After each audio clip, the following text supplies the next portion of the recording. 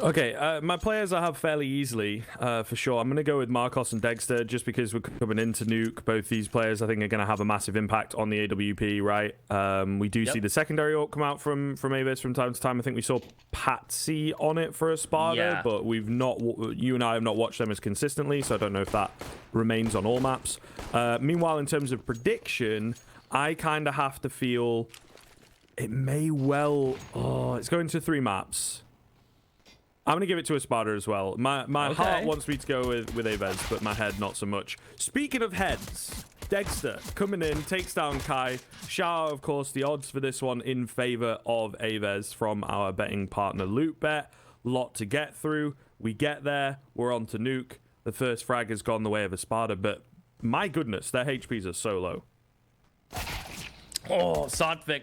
The timing on that peak couldn't have been better. Kyler will fall. Bialy needing to find a favorable fight towards outside. 7, 8, and 2. No, I'm not just spouting out random numbers. Those are the HP of 3 players on ESPADA. Don't ask me to add them up, as Patsy now is getting tagged down to 22 himself. And Sophic wants more. What a flick on the Bialy. He's going to continue to hold the angle. Finally, Marcos will crack open the ESPADA defense, but he's alone.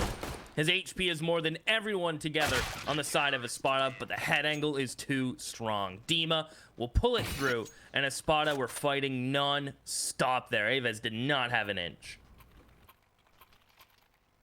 No, sir. That was awfully close, though. But a great start for ESPADA. Of course, the CT side is fantastic. Getting the pistol on the board. Getting an element of control early on. Denying away a bomb plant.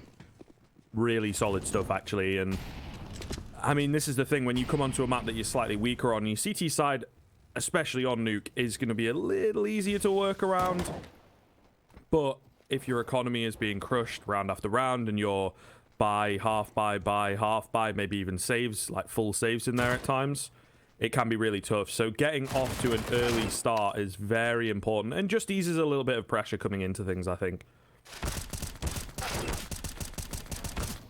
Dexter, he's willing to take all the shots to the dome from those Glocks at that range.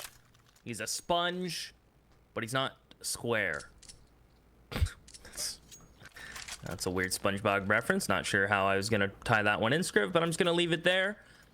And it's going to be ESPADA carrying over these MP9s. AVEZ, of course, saving, not forcing, like we've seen a lot of teams do in situations like this from AVEZ.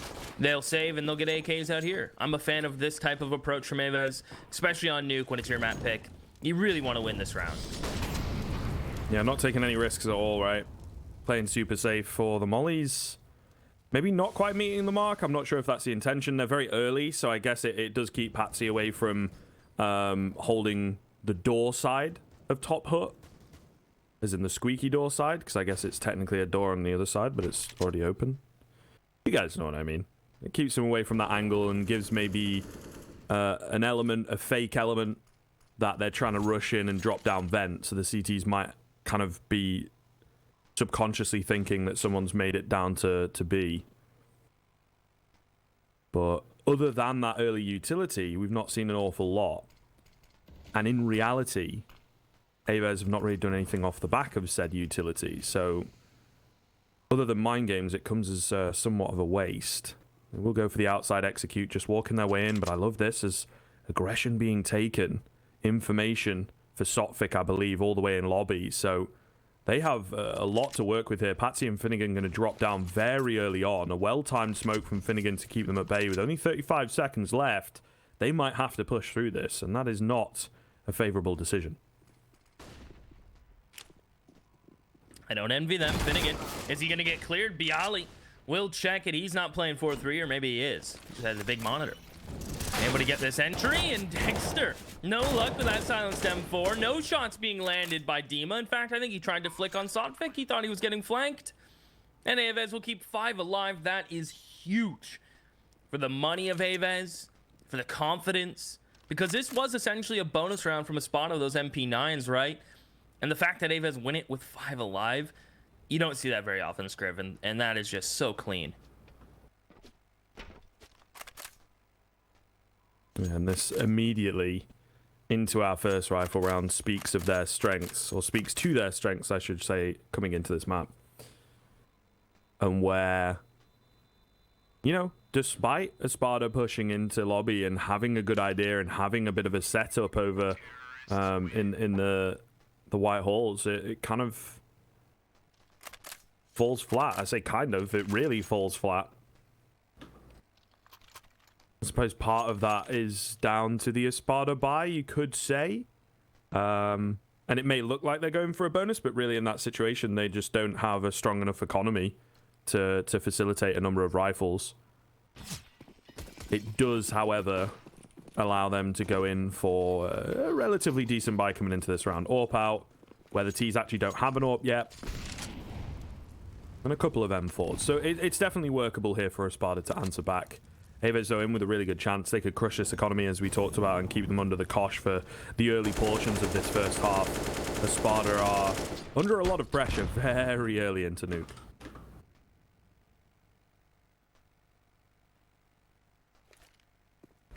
Well, the swap of Dexter could make all the difference. Could be the one.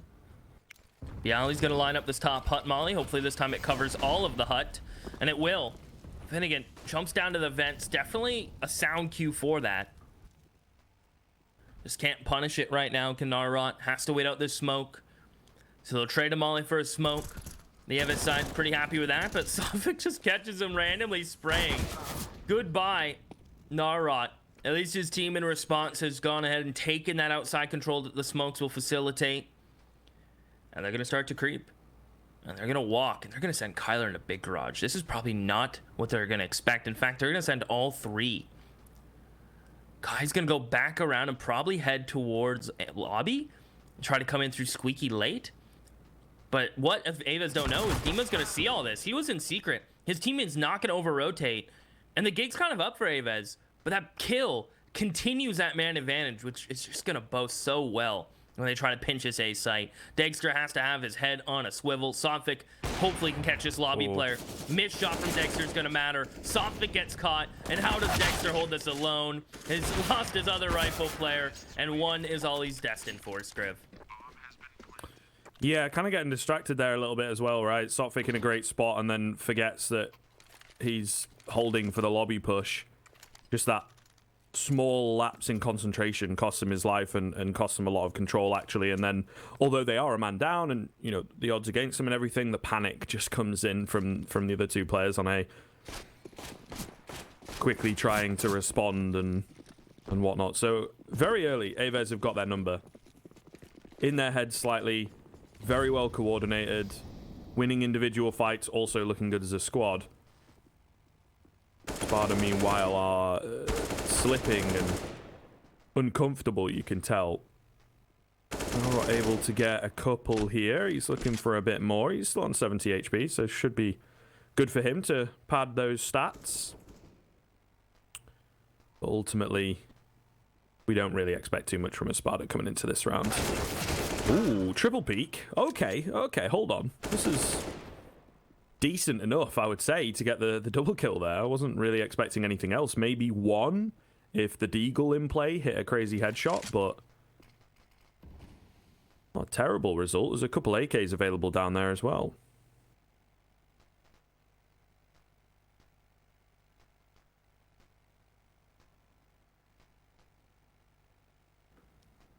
I mean, hey, if you're able to get kills with a buy like this on the CT side, that's not so bad. Kai, gonna be one step ahead of Dima. That molly spreads all the way to catch him. And if Finnegan can find one more, that'd be pretty ideal. But I have low expectations for success.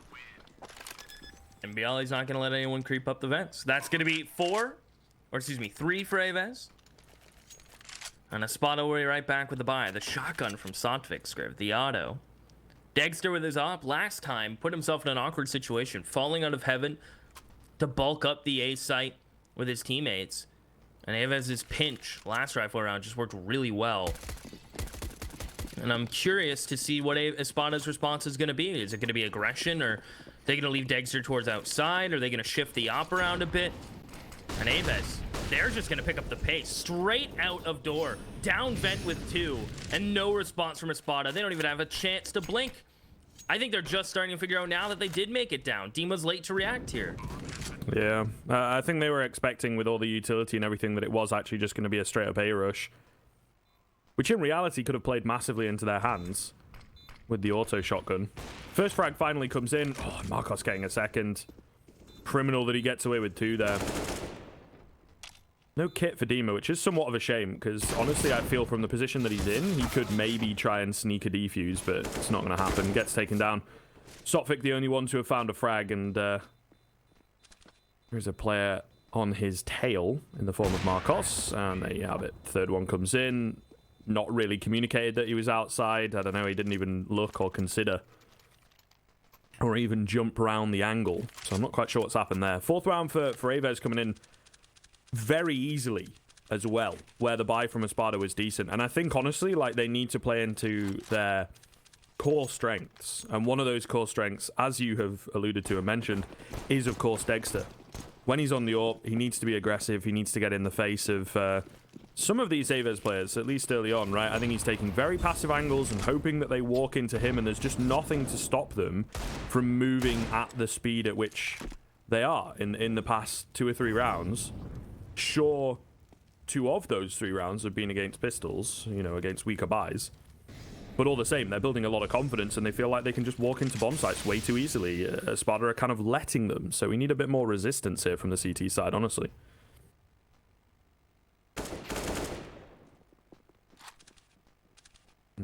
I don't know, and look, like, it's a pistol round again, but Bialy's just walked onto B. Yeah. The second shot is nasty, but, like, the first one, he had no idea. There's just no communication at all. So I don't know what's going on, whether they don't have, like, their volume loud enough, or they're just not, at the very least, like, respecting, there's some utility being used in this way. He could have dropped down vents. Just prepare yourself a little bit.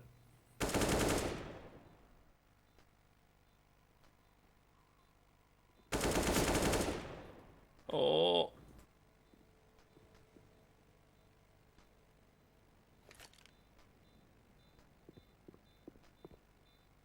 Finnegan gonna try to save here. I mean, a deagle. He would love to find a kill on exit, but let's be honest, probably it's not gonna happen.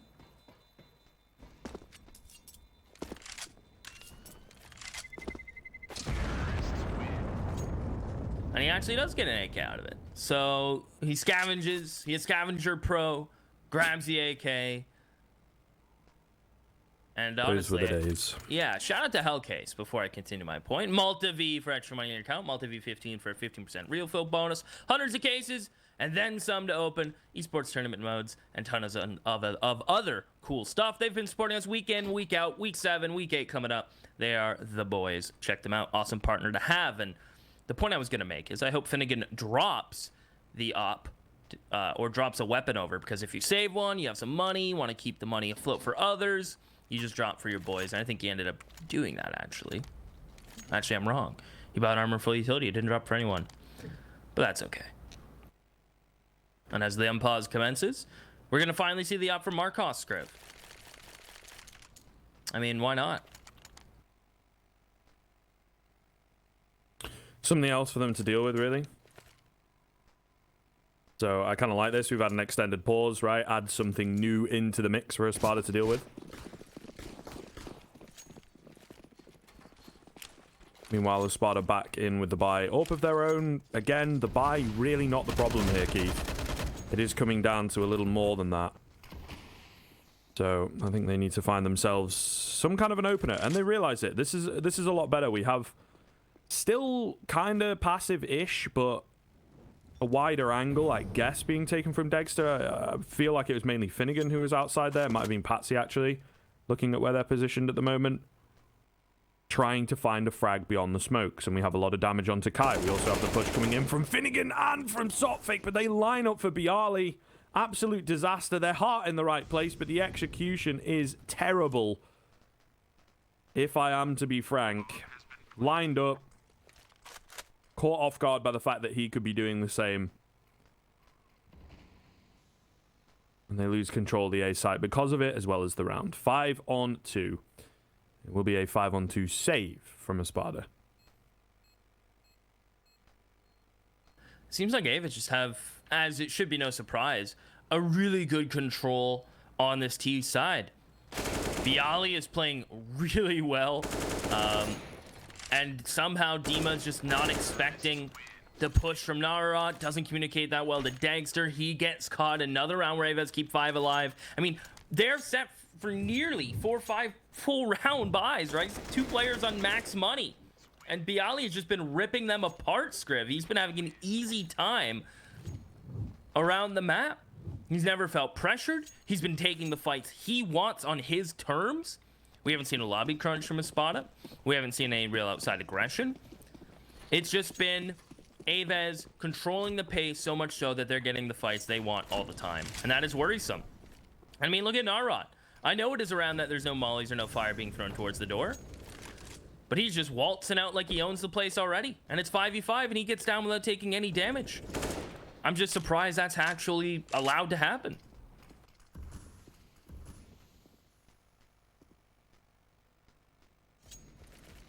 Weird. I'm sure they'll learn from it fairly quickly, but may well be an opportunity for ESPADA. A slim one. But honestly, they need to start making these rounds competitive. The money is insane for AVEZ. Keeps on going, then they're going to be in a solid position for the rest of the half, as well as the rounds that they're getting. Oh, Dagster, that's so unfortunate. Gets the tag.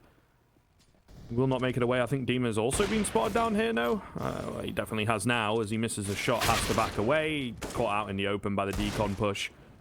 And that will be pretty much all she wrote. Maybe a frag or 2 if they get lucky. And there is indeed a lucky one for Sotfik. But he's left low. They know where he's at. Door closed. He'll probably try and get away with an AK, but the round itself not going to happen anymore. So, slightly dicier. Small chance for ESPADA, which is more than they've had for the past, I'd say, 3 rounds at least, 4 rounds at least. However, AVEZ still going to come away with the 7th, and no real skin off their back.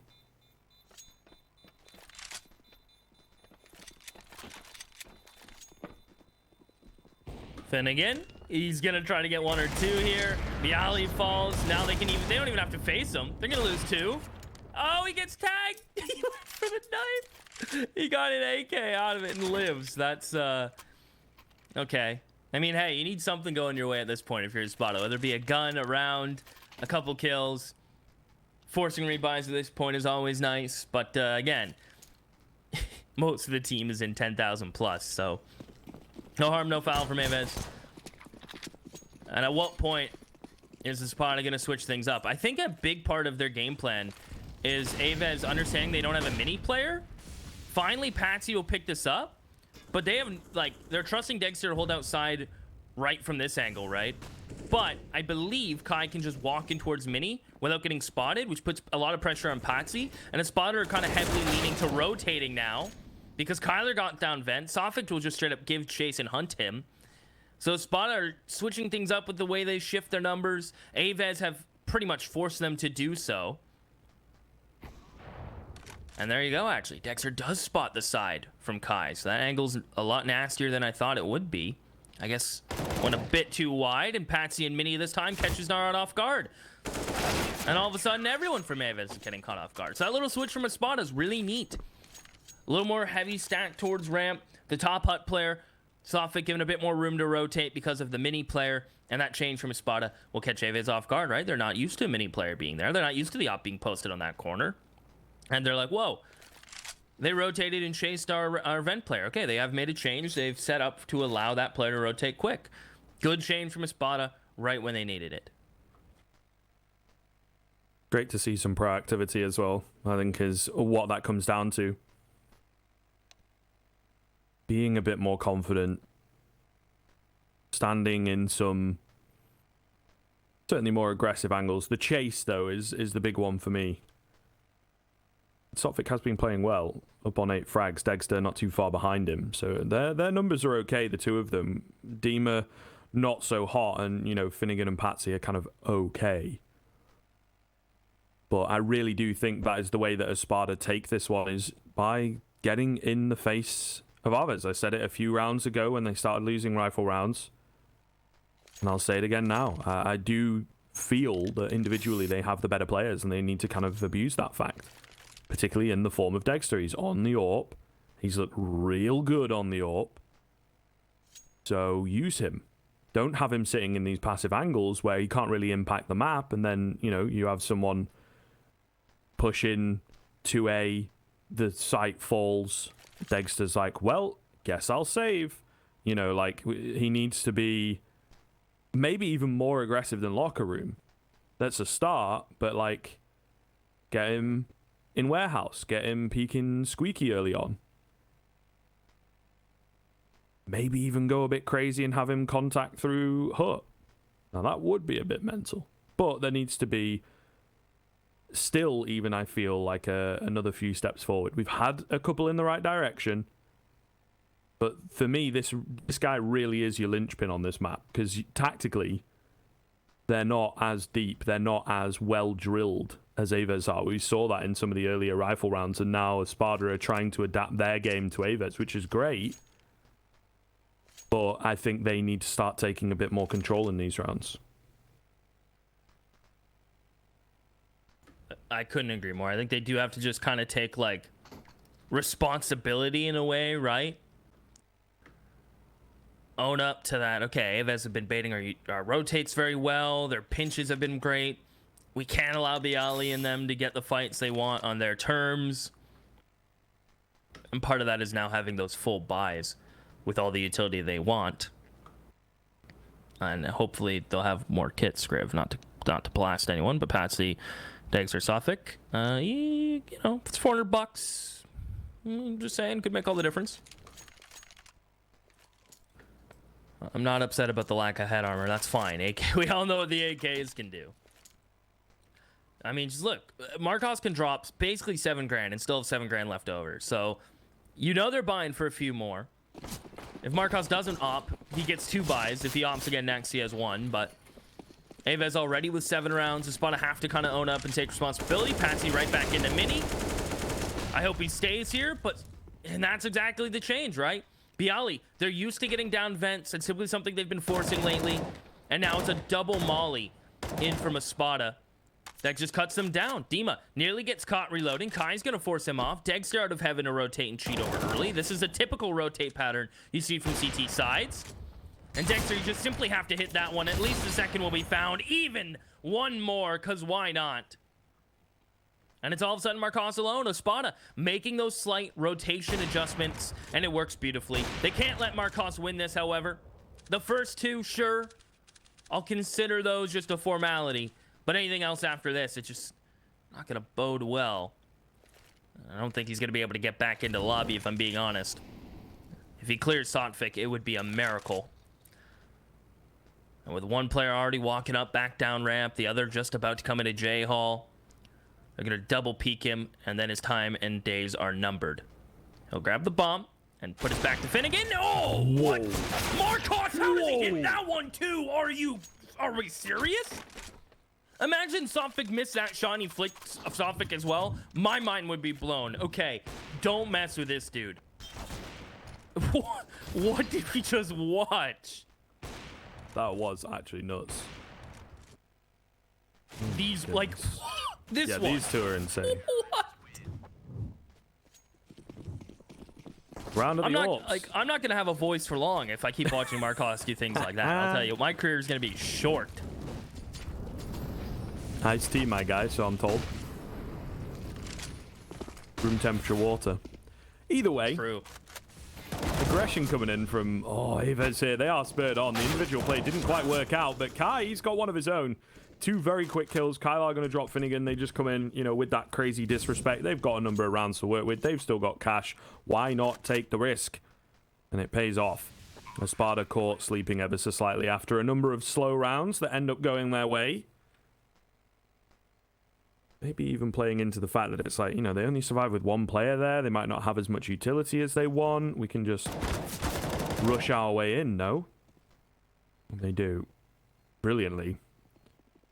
Ooh, this could get a bit interesting, though. They're all stacked pretty heavily. Dima, if he'd have picked up one more there, maybe, or if Patsy was with him, but it seemed, you know, ultimately in the round itself, they'd conceded to save. But yeah, hunting with 4 players could have backfired, but it's all good in the end. It will be that 8th for AVEZ coming in. They secure the half victory, Keith. Yeah.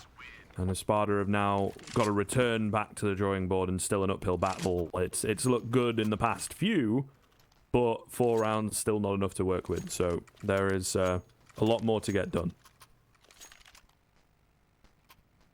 That was such a cool change of pace from AVEZ, right? They're like, okay, us baiting rotates, forcing vents not working anymore. What's the change going to be? Quick marshmallow, because the op's not playing big garage, he's not playing credit card, he's playing heaven. He's the rotator towards ramp. They just figured that out. Let's do a quick mini pop and burst into the A site and take it by storm. Works beautifully. They realize the mini player is no longer there anymore. ESPADA, take Patsy out of mini, and AVEZ are right over it. These reads that AVEZ have are beautiful. Now, do they account for Patsy's quick rotate down? With that glass being broken, it'll tell Kai, yes, sir. And he is just going to sneak right by. Dima will not expect this. He trusts his teammate that rotated down, but Kai's timing could not be better. Kai will just take that freebie, look to work in smoke control. Narod only needs the 1 there in theory. But there's Patsy. They lose track of him. Kyler through ramp. And this is just AVEZ working ESPADA's rotates. They notice the change, and they are all over it. ESPADA cannot catch a break. Yeah, I mean, it has been a tough time for them for sure. A game of adaptation from both teams, I think, Keith, and ultimately AVEZ having that buffer to work with because of the early rounds going their way makes all the difference. Nothing showing for Finnegan, so they are going to back off. And they should be able to save here. I don't think the T side is going to hunt them too intently, but a 9th round on the T side is a bit crazy. So looking really solid here from the Polish side. I think definitely what we expected coming into it, although ESPADA not having much of a CT preparation is perhaps surprising. But unfortunate all the same. And there has, as that round being the case, been a few times where, you know, they get a bit unlucky. They're not catching a break. However, at the same time, they're not creating much of their own luck. A few changes here and there. And they have, with said changes, caught AVEZ off guard from time to time, but not enough, right? And then when the adaptation comes back in from the T side, it becomes incredibly dominant, as we've seen in the past round, and the one we just witnessed. So I guess the past round is what I was trying to get at, but all the same, still able to buy here, Keith. I think they're going to go for it. Okay, we're seeing 2 timeouts stacked on top of each other, one from either side. So ESPADA really want to be sure coming into this next.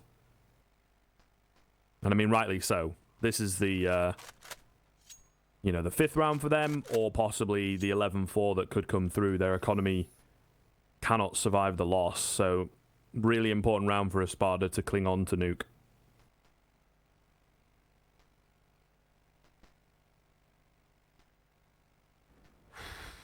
I mean, I guess the saving grace for ESPADA is the next 2 maps, but I don't like to count a team out, Skrev.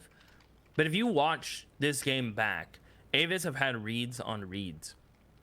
The lack of a mini player, adjusting once Patsy was there, understanding the op hasn't really been towards outer yard, and that's been free control for them.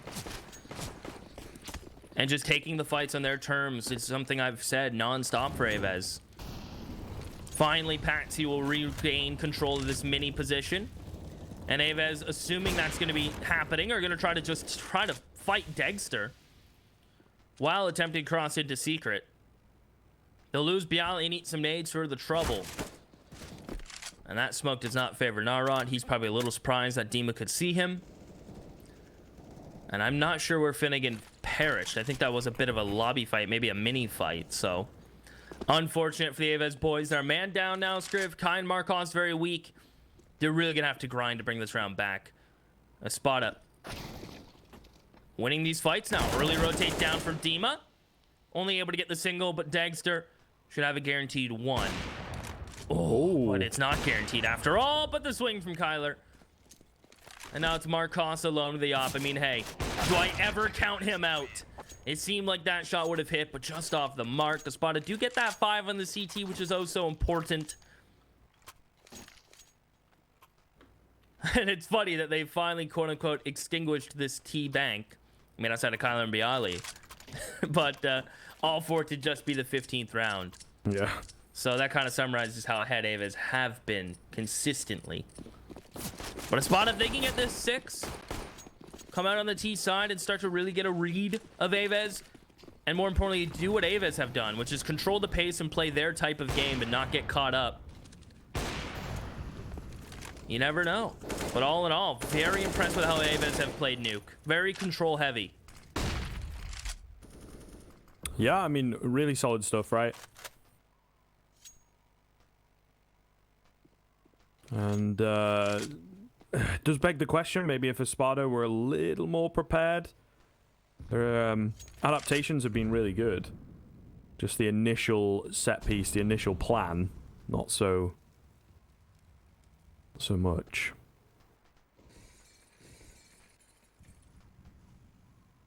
Outside execute coming in. There's a slower approach from AVEZ, looking to be cheeky around said smokes, maybe catch someone off guard. In behind enemy lines is Kylar, but they are very ready for this. He's actually got a good few buddies to help him out, but they are just going to go swinging into Mini. It's an awkward angle for Patsy to get away from. He does get one. Sophic, meanwhile, creeping out. Perfect timing for the double. That is beautifully done. Marcos trying to shut him down. But Sotfik still alive and still finding frags over in Mini. Marcos, the timing's so unfortunate for him. Close to the flick once again, as he does love these fast shots, but he can't get them done in the end. And it will be that 6th round for ESPADA. So a decent enough recovery, but it's still only 6 rounds on the CT side of Nuke. There's silver linings there. Could have been worse. Did perform well towards the end. But objectively, in the bigger picture, it's not the ideal finish that they were looking for. So going to need a step up on the T side, that is for sure. That's lovely stuff from Sotfik as we see it once again.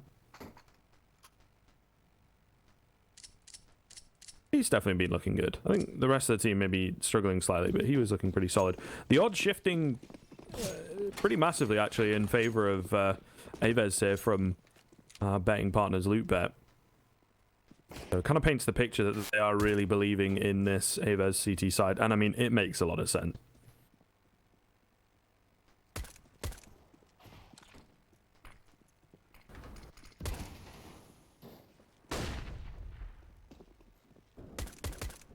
Oh, down the vents they go. Man down for AVEZ. They can't give chase down the vents like they would like. Kyler will try, and he'll figure out the result real quick. Narok gets heard and deleted by Patsy. I think the speed of this key side from ESPADA is going to be a big key part moving forward. You can tell the result in this pistol on 5 alive. Patsy gets 2, almost a team ace. Finnegan not getting involved as much as you would like. And I think ESPADA, honestly, just overall, are going to have a more comfortable time on this T side. The CT side was hard to fight for map control. They didn't really know or want to know what they wanted to do towards outside. They played A-heavy setups, right? Only started to rotate and figure out the rotates later on in the half. This T side, I think, is just going to play to their strengths, their flexibility of individual gunfights, and playing across the map script. I think, overall, this will be more of a comfort for them. And only time will tell if they got it that right number on the CT side. Because I haven't even mentioned how good AVEZ's CT side is when it comes to rotates and control, because it'll be apparent.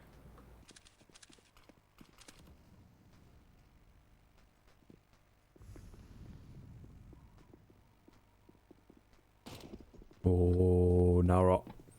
Really great spot for him. He does so well to get 2. They trade him back quickly. It was kind of down to the cavalry to capitalize, and his supporting teammate not really able to find anything else. Still a 3 versus 3. Still definitely doable. Sotfik, 27 HP. We've got a HE in the mix here. armor everywhere, right? So if one of these players on the extremities is able to find an AK, it could be deadly. Bialy, meanwhile, trying to be cheeky as he pushes in, but Patsy is smart. Goes for the fake. Still, the frags are coming in from AVEZ. Making them work for it. Making them bleed for it, as they are both tagged up here on the farther end. Bomb plant going to be tough. Oh, needed to win that fight. They're both so low, but then so is Kylar. He may well have missed his opportunity here. Starting to edge out. Can't really find a clean engagement. Does have an inkling that they are above him. Oh, but looks away, and he gets caught by Patsy. It's awfully close for ESPADA, but they still managed to get that 8th on the board and keep this early momentum rolling. If only, you know, the teammate that comes in from Hell here, who I think died to the MAC-10, we just hear at the end of that replay. If he'd have found a frag or two himself, then AVEZ could have stolen that, but not to be.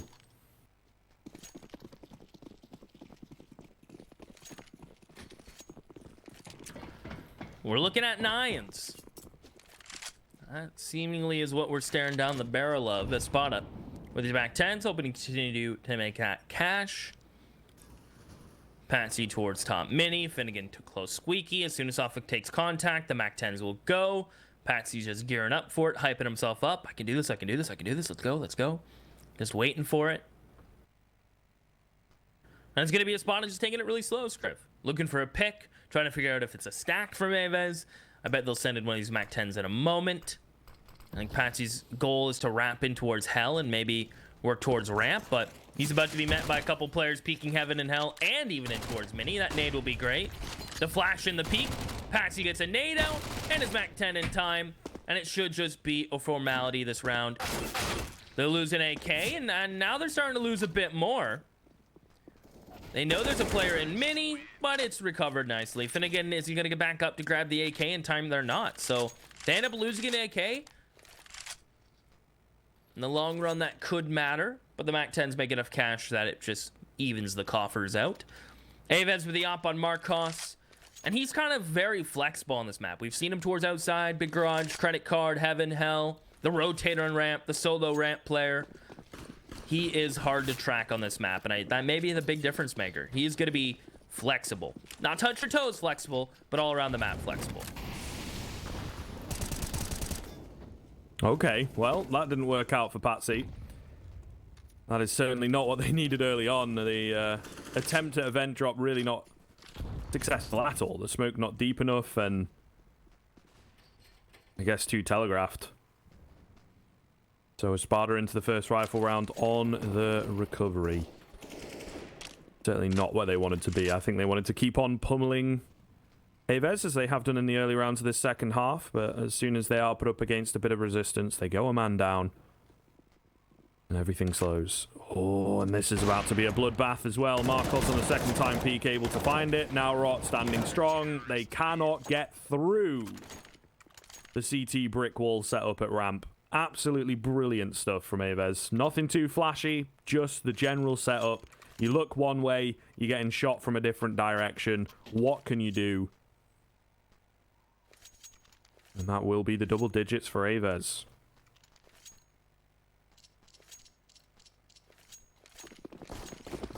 Yeah, it's so hard to break that setup. Even with like good utility usage. Let's play off each other very nicely. Dima hitting a bit of a foon as he was looking like he wanted to hit towards ramp. He'll just stop up real quick.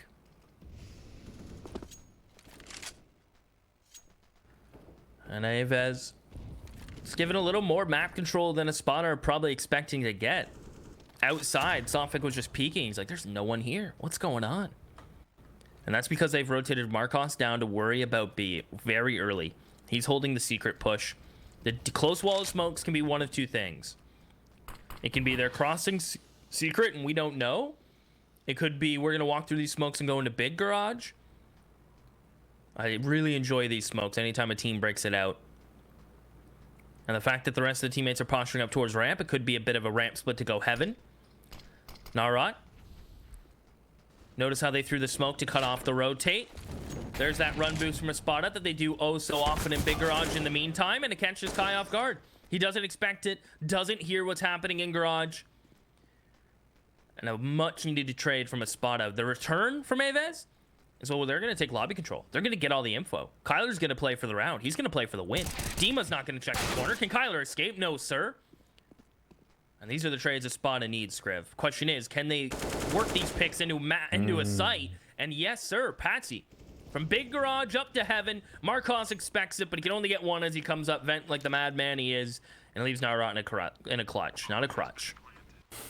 See whether he can get it done. Manages to find the first. Oh, Patsy with a great angle, though. Fantastic round in from him, not only in terms of the frags, but the pressure that he was applying, the information that he gained. Really well done, and that, like you say, is exactly what ESPADA need, that wild card element to just keep AVEZ on their toes. The trades coming in cleanly, the fundamentals, as we expect from this ESPADA squad, sound. But they do need that extra little something, and in that round it was Patsy. See what it'll be into this round. It is another buy coming through from AVEZ. Early sprints into the hut. Oh, the spam coming in. Patsy is left relatively low, 66 HP. Doing, 35 points of damage now. Pretty decent, for free. Gonna soften him up. Turns him into a one-tappable opponent for all these M4s. Meanwhile, over at ramp is where the main hit is coming in. Marcos is here, but he's not quite hit fast enough, and this time we get the Molotov in. ESPADA learning on the job. Now we're over at the mini ramp, ready to hold things down from the B site itself, however. Kai's in on the rotation, and another great setup. They will eventually break it apart, but not before they lose 4 players, Keith. All onto Finnegan in a 1-on-3.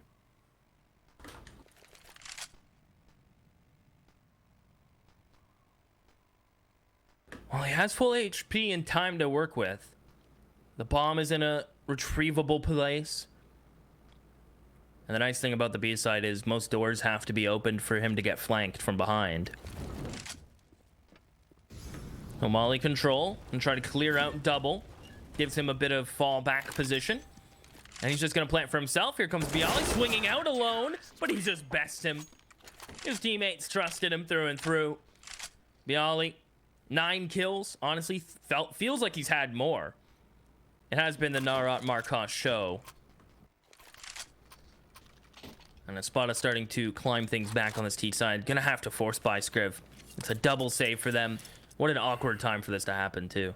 Yeah, I don't know, though, man. Like, the buy's not great, and it is awkward, like you say, but it's the previous round, for me, a great improvement. We had the Molotov in, but then where's your control smoke? And then that crossfire, it just doesn't exist anymore. I think they're just leaving a few too many channels open, and then they go, oh, yeah, that is a position people can play. Maybe we should pay attention to that next time around. And kind of trying to patch holes up after the damage is already done, and it really is making life difficult for ESPADA, to be honest with you, as seen by a round like this. So, although keeping it close and competitive into the second half, AVEZ for me is still in the driver's seat, still the ones controlling the way that this game is going, and that is shown by, the cleanliness of the victories that they're getting and whatnot. Okay. Shots here from Marcos are a little dicey. I think he did get a tag in, but definitely an opportunity to have found at least one there, and he's not able to do so. And for every second that ticks down for ESPADA, it kind of gives them more confidence moving into the latter stages, moving into the hit onto a site of choice. Don't quite know where that is just yet, however. Looks like it might be a B split.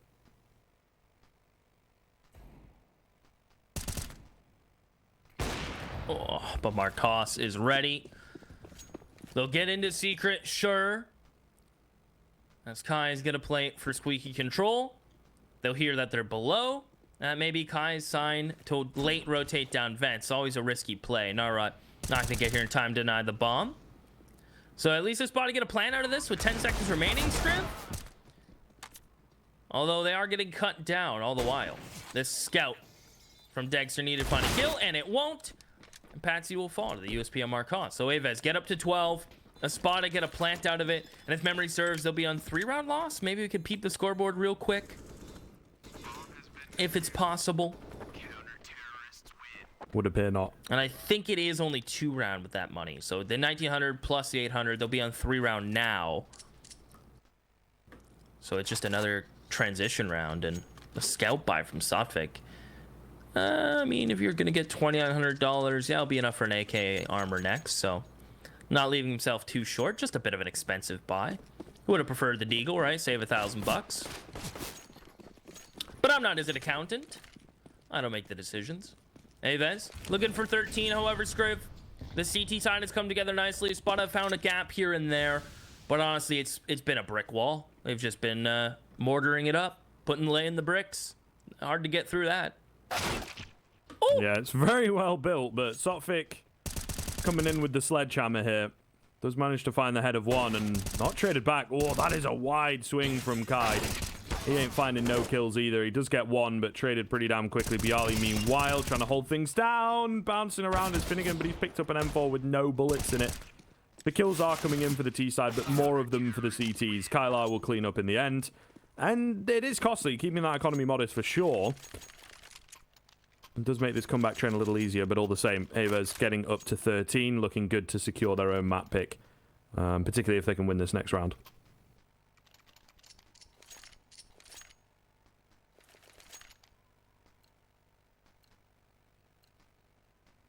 Oh, but now they have to go up against the double op, Scriv.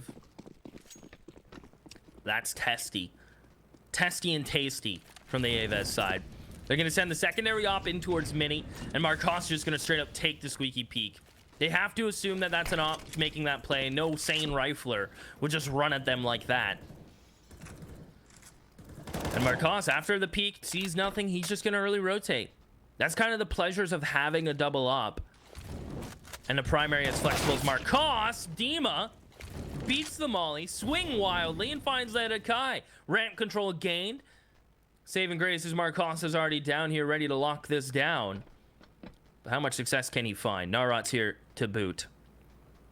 He's going to have to break that glass because this is an emergency as ESPADA 10 to walk up. A missed shot from Narot. He's going to be chased by 2. He'll drop his nades.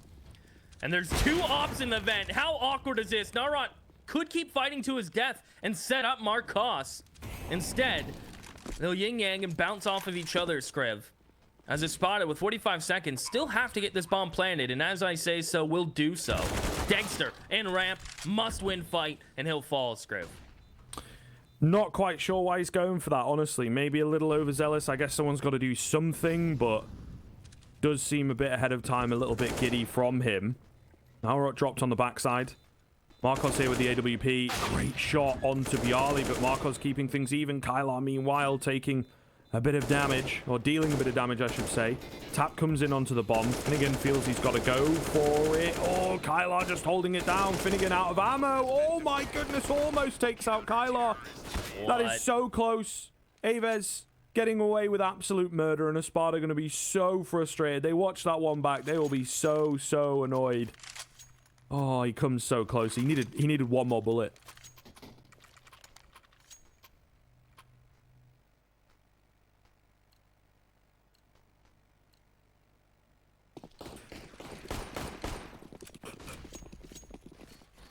Wow. One more bullet in that AK. And that would have been ESPADA's round. Loss bonus has grown exponentially, plus bomb plant money facilitates a full buy for ESPADA. But look at Kai. These are the plays views didn't see from ESPADA on the CT side, right? Going for aggressive outer yard plays here and there. Posturing up towards ramp like AVEZ have. Just, you got to take some rounds where it's unpredictable. And AVEZ do that so well. Kyler to spray one more. Support from Mini. Full blind Bialy gets his one and gets the done. And it sets up Kyler towards CT. The heaven swing is inevitable. And it's Finnegan alone on 19. Just look at all the utility getting tossed in from Mini. As Kai will claim his second of the round. Upgrade from Og to AK. And they have jumped up to the 15th, Scriv. Yeah, I feel like that that Ninja defuse might just have sealed the deal. But we'll see. Maybe they have some gas left in the tank here on the ESPADA side of things. You'd hope so for their case. But, to be honest, to be real, I feel Nuke is going as I expected. Bit of a test, certainly not a free pass. The individual prowess of ESPADA coming into play. However, AVEZ just way more comfortable on the map. Not as comfortable into this round, though. I figured the A rush would have been shut down pretty damn quickly. Not going to be the case, however. I think that's a team flash as well, so that's a bit awkward. 4 on 3. Bomb just being planted. They do have plenty of utility to work with, and the Molotov pushing them forwards. Still no return frags coming in, and are they just going to look to save? They are indeed. Backing away. Despite the money, despite the cash, they are not giving anything more than they absolutely have to across to ESPADA. So ESPADA will cling on for another round, but certainly not going to get any easier from here on out, Keith. AVEZ giving them this one, not looking to contest, just looking to get that surefire round as their victory rather than trying to force it. Can't really blame them, right? Your CT economy gets broken here with how close this game is, and next thing you know, you're playing OT, so don't allow that to really happen. Playing really reserved. Gotta respect it from AVEZ, a team of young players who could be what you could say a couple months ago, jumping the gun in situations like this, have really developed a good tendency to play more reserved. They play into their strengths, and the outcome is apparent in this map. And ESPADA are going to have to pull again. Another set strat out of the hat. You can't get complacent against a team like AVEZ. They're willing to take these CT aggression risks, just like Narot, pushing through smoke at ramp. He gets flashed in, he'll deep molly, and he's going to stick around for a little bit. He's going to make ESPADA a little nervous, put him in the hot seat, force out that utility for them to retake trophy room. All the while, Sophic is about to peek into a posted Kai. The op will make it hot, and Kai has to back on up. So, again, the battle and duel of utility across the map is one that's oh so dynamically growing as we go through this nuke match.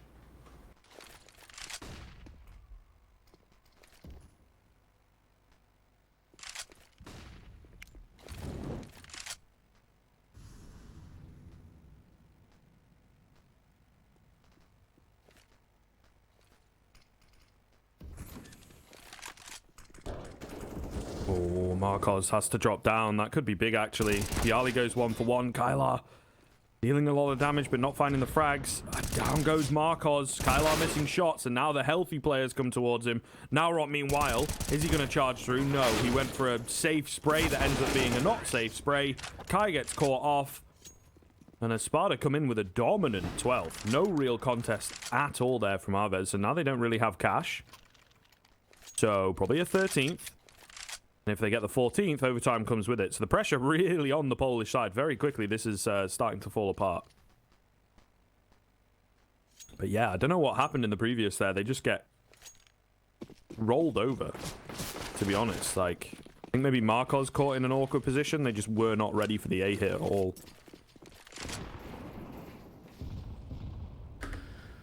Wow. And now their CT economy is in a weird spot. Having to take a save. It's going to be 13 for ESPADA. Dima gets baited by the wide swinging USP, which means it allows the M4 to take a fair fight. Kyler punishes him, if you want to call it that. And that shot from Sodvik. Okay. Hey, I see you. You're having a good game. You've earned that USP. Good work out there. And AVEZ gonna buy up without the double up. Just the single one on Marcos now. This shot was nasty. Yeah, okay. Yeah, just don't let him get warm. I think it might be too late for that though, Scriff.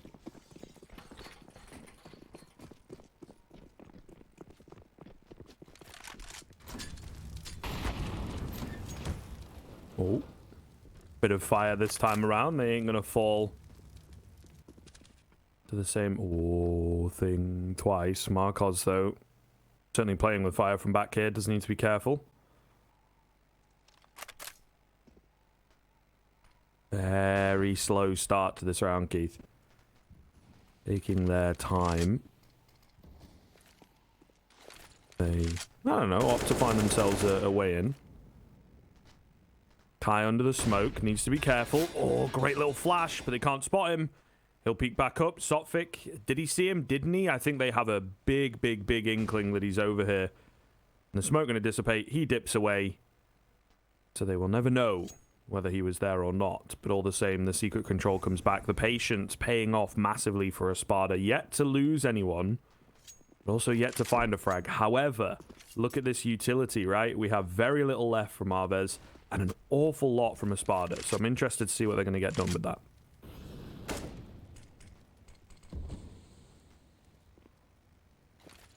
Dexter just been wanting to work a pick towards ramp. Not gonna go on the back of the flash. Thought he might have been able to take a peek in J-Hall. Elects not to.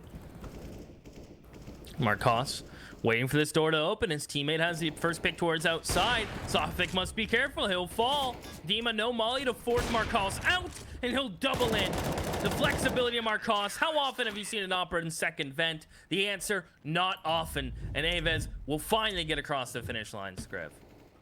Hard fought, though. Hard fought. And, you know, towards the end there, it did look like 1 or 2 rounds in it, really. I mean, obviously, that was like the actual number. But, like, if they had won an earlier round on the ESPADA side of things or gotten off to a stronger start on their CT side, may well have taken it over the line. So, certainly not as clear-cut and as easy as maybe AVEZ were expecting. It was pretty spicy. And sort of what I expected. I feel when they got to the 10, if they'd have made it a 16-10 and cleaned it up there, that's fully expected. Maybe overstepping the mark a little bit on that ESPADA side. Not in a bad way, but, you know, keeping it close, keeping it competitive. So AVEZ certainly going to have their work cut out for the next 2 because that's a map that ESPADA's not very comfortable on. Dust 2 and Overpass, they're very comfortable on. So I think the series gets a lot harder from here on out for the Polish side. And we did start to see strokes of comfort from ESPADA on Nuke there on the T side, right? When they're able to work a pick, force AVEZ into weird situations. AVEZ started to get those fights that they wanted, but it was just Marcos in the end, just being very unpredictable, kind of all over the place. Really kind of shredded them to pieces with that up when he had it. I think Sodfic was a talking point. I think he really, those flicks, I mean, if that's any indication of what he's going to look like on these next couple maps, I'd be nervous if I was AVEZ.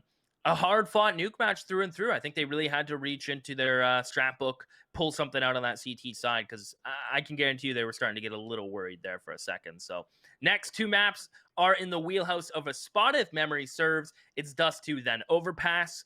And honestly, we know ESPADA can make runs on that. So we're going to take a break, and when we come back, we map 2 for the grand final.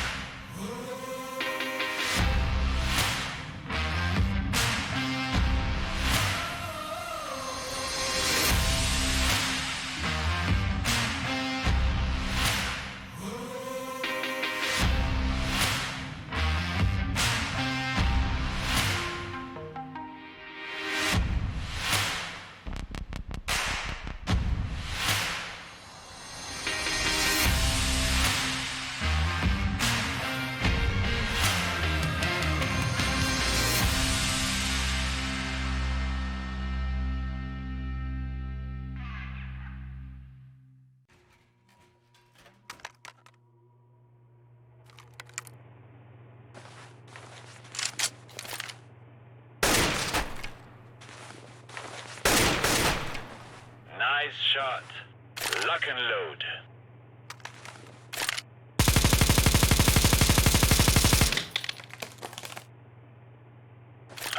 Wow, very good.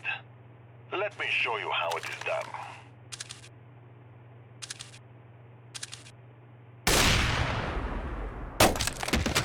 Yeah, no.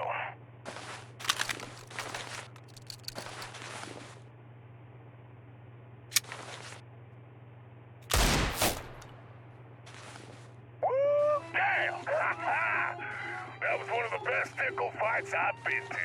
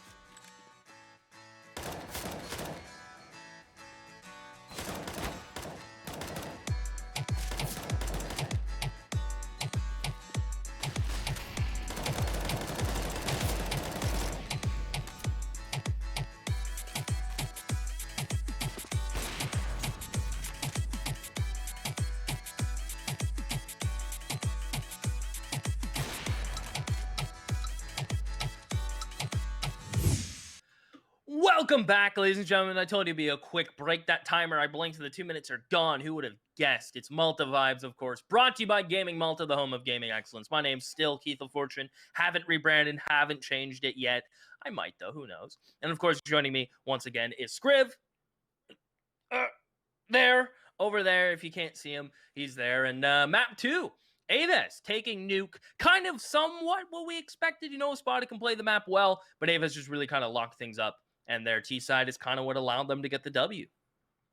Yeah, ultimately, right. I think it does come down to that. ESPADA maybe going to be kicking themselves ever so slightly that it took them a bit of time. I think they did have a tactical in there at one point, and then they were able to turn things around and keep the rest of the game competitive, but that initial string, it was like 6-2, I think, before they were able to get a round back. That's just what made the difference in the end. And, you know, you and I talk about it an awful lot, really, that it is those early rounds that can impact overall. It was actually 7-2 before they were able to get a round back. So, you know, maybe a bit too much room given across to AVEZ, particularly with the CT side looming for the Polish side. So they were already set up with that 7-2. They were already set up for a really good scoreline on their T side of things. So yeah, giving them a bit too much room.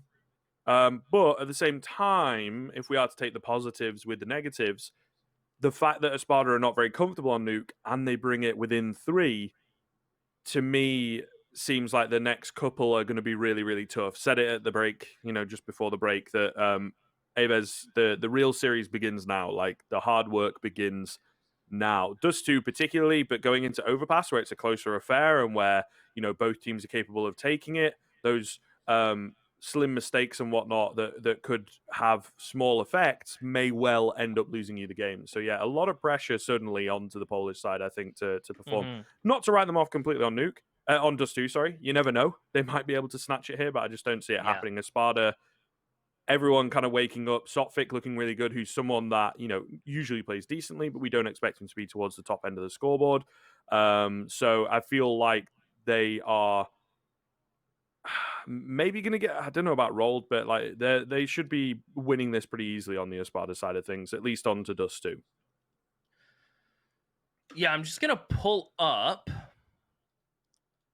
who ESPADA have been winning against on Dust 2 and who AVEZ have been losing to. I think it'll give you a fair comparison of the level of the teams that they've been playing and getting the wins and losses. So let's start with the AVEZ boys, right?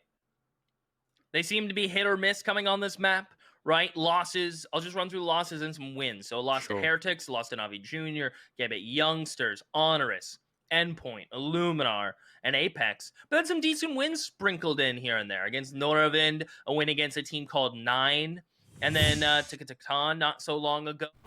But then you jump over to the ESPADA side, who, by the way, have a 75.7% round win percentage after getting the first kill, which is absurdly high for a map. And they have wins, and they're on a 5-map win streak on this map against Galaxy Racers, Apex, Singularity, Winstrike, Nemiga. Like, they're on a run.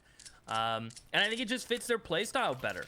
I think they enjoy aggression, they enjoy the way they play across the map, and these live odds are going to kind of show that. Shout out to LoopBet, an awesome betting partner to have with these live odds. And I just feel like this map plays to ESPADA's tendencies a bit more, right?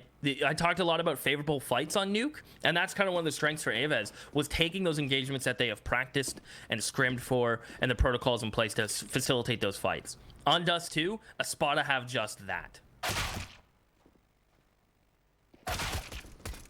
Nice opener coming in from Bialy. Patsy and Dima also chiming in massively there, turning things upside down for AVEZ, who tried to get aggressive and in the face of ESPADA. But although successful initially, it falls apart pretty quickly.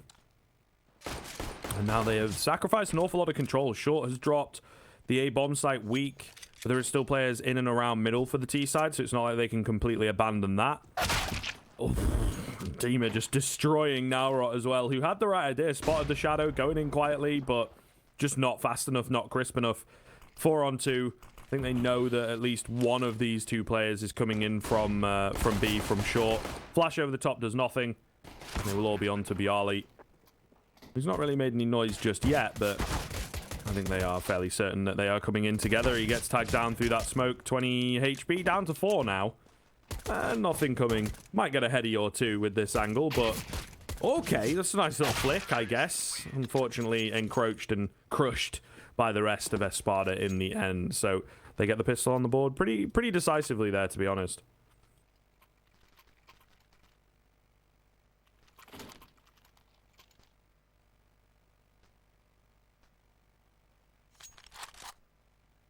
Well, there you have it. ESPADA. Pistol claimed. Scriv. Double scouts from AVEZ. Some upgraded pistols, as we're used to seeing. It's kind of like a ritual at this point. Something we're all used to being seen non-stop.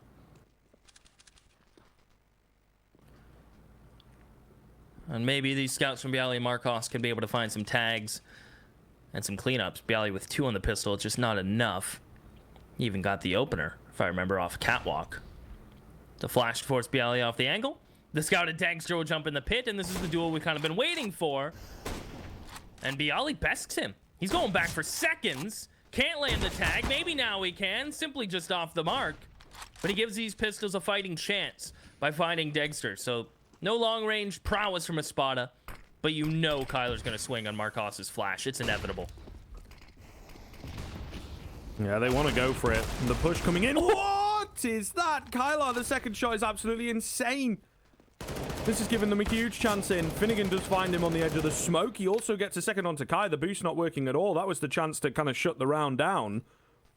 Leave the bomb out in no man's land. But now ESPADA have regained a bit of control. They might be able to work their way in, and they are. They're using their weaponry to its advantage. Sotfik finds the head of Marcos. All going to be left on Tonaro 1 versus 2. Bomb going down. He's got a nade out in the open. And they managed to pull it back. AVEZ going to be kicking themselves. Kylar with 2 insane 1-deeks out of nowhere. And yet they can't get it done. That's absurd, isn't it? Love to see it, though. That's what you want from Kyler. The young gun has his moments. Just cannot move that round in their favor. The boost, I felt, should have been successful. Just held short.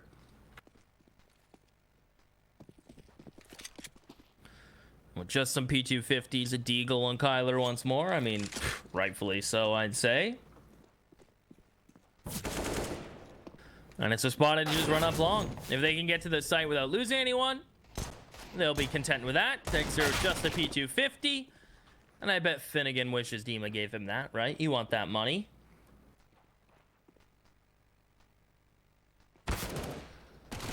And again, some more body shots being landed. Just no kills to speak of for AVEZ, and I don't think there will be. Marcos is stuck behind a smoke. He'll come through and probably just meet his maker. All right, Patsy, you're wild. You're wildin'. They get the 3, and Marcos is right out with his op.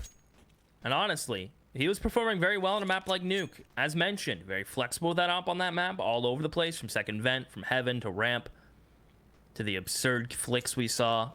And Dust 2 is a bit more of an opper's paradise, so if ESPADA don't come in with a plan to shut down Marcos, he could really steal a couple rounds away just by his lonesome. Ooh. Yali opening up. But yeah, definitely could be scary for them. In the same way that I think ESPADA wanted to utilize Dexter, AVEZ have got to do the same with Marcos. A map that they are slightly weaker on, so play to their core strengths rather than the strengths of the map. The strengths of the team need to be at the forefront for AVEZ.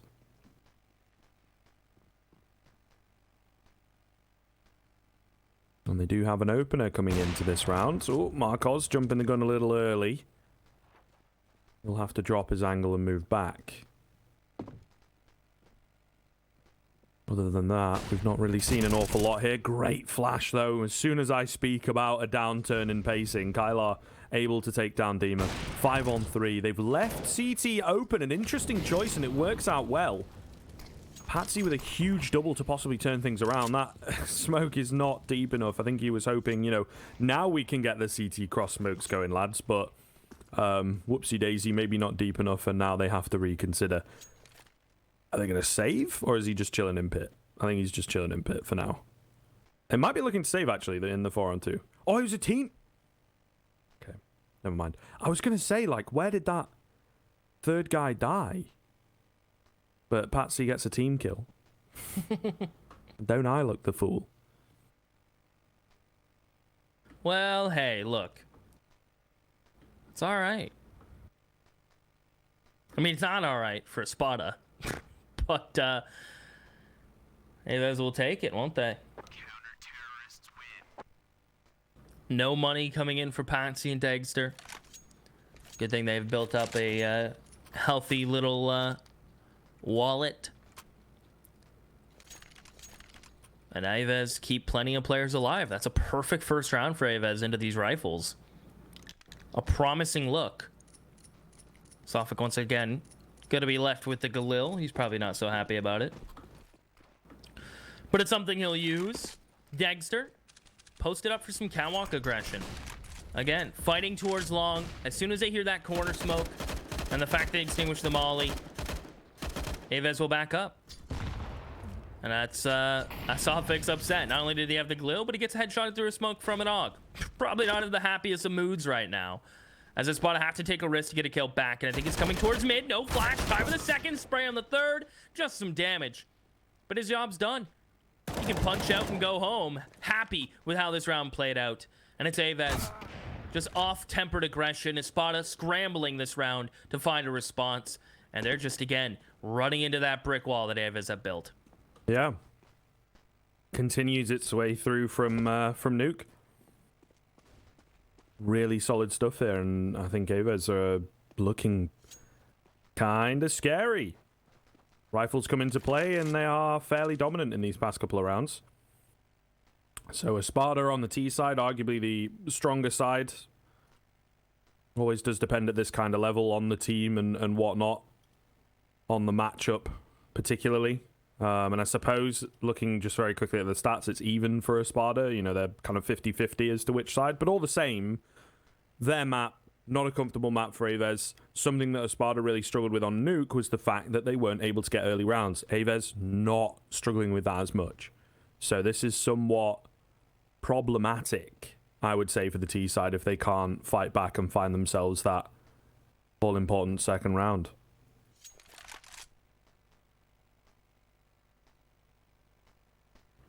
Poor Dexter. Back-to-back saves. Back-to-back rounds, he won't get money. He's probably a little sad about that. His teammates don't even have enough to buy around this saved op. I mean, they'll go for pistols, probably. Maybe some light armor as a loss bonus will build. They'll be on 2, of course. 3 next. And yeah, we'll just be a couple Deagles. Finnegan gets that light armor as mentioned. Sophic could probably follow suit, but you know what? He's sick of the Galil. He wants an AK next round, so he's not going to buy anything. Can't blame the man. And it's all on Dexter this round. If he can find a pick, get an AK or an M4 into the hands of Finnegan, maybe they can turn this, but AVEZ have already broken up the double ops. Deadly on Dust 2. And it's not even a backup plan at this point. It is a get as many CT rounds as we can and make ESPADA's life a living misery on this map. That's the mission. I mean, they're not hiding it.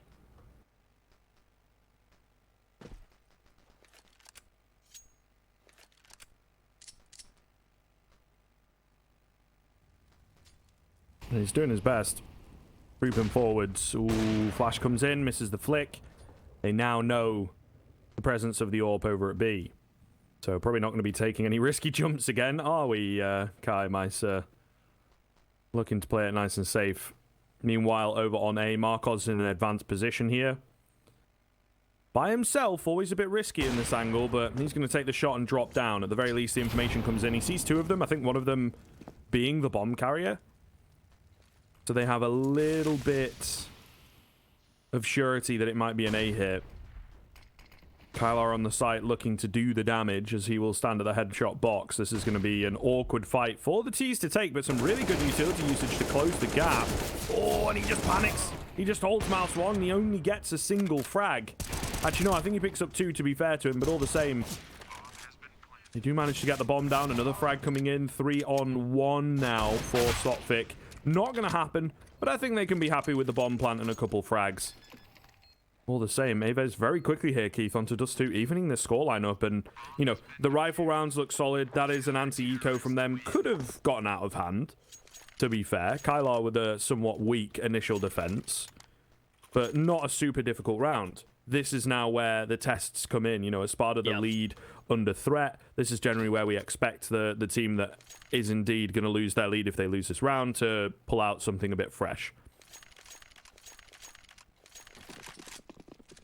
They're going to have to do something different. They're going to try to charge down mid. They're not worried about this op and Marcos posting up or timing the pick. The flash will facilitate them to allow themselves to get close doors, post it up on Marcos's repeat. But he's ready, and he gets the tag flick down on Finnegan. The smoke will shroud him as he's able to escape into CT. And Marcos has been pinpoint accurate.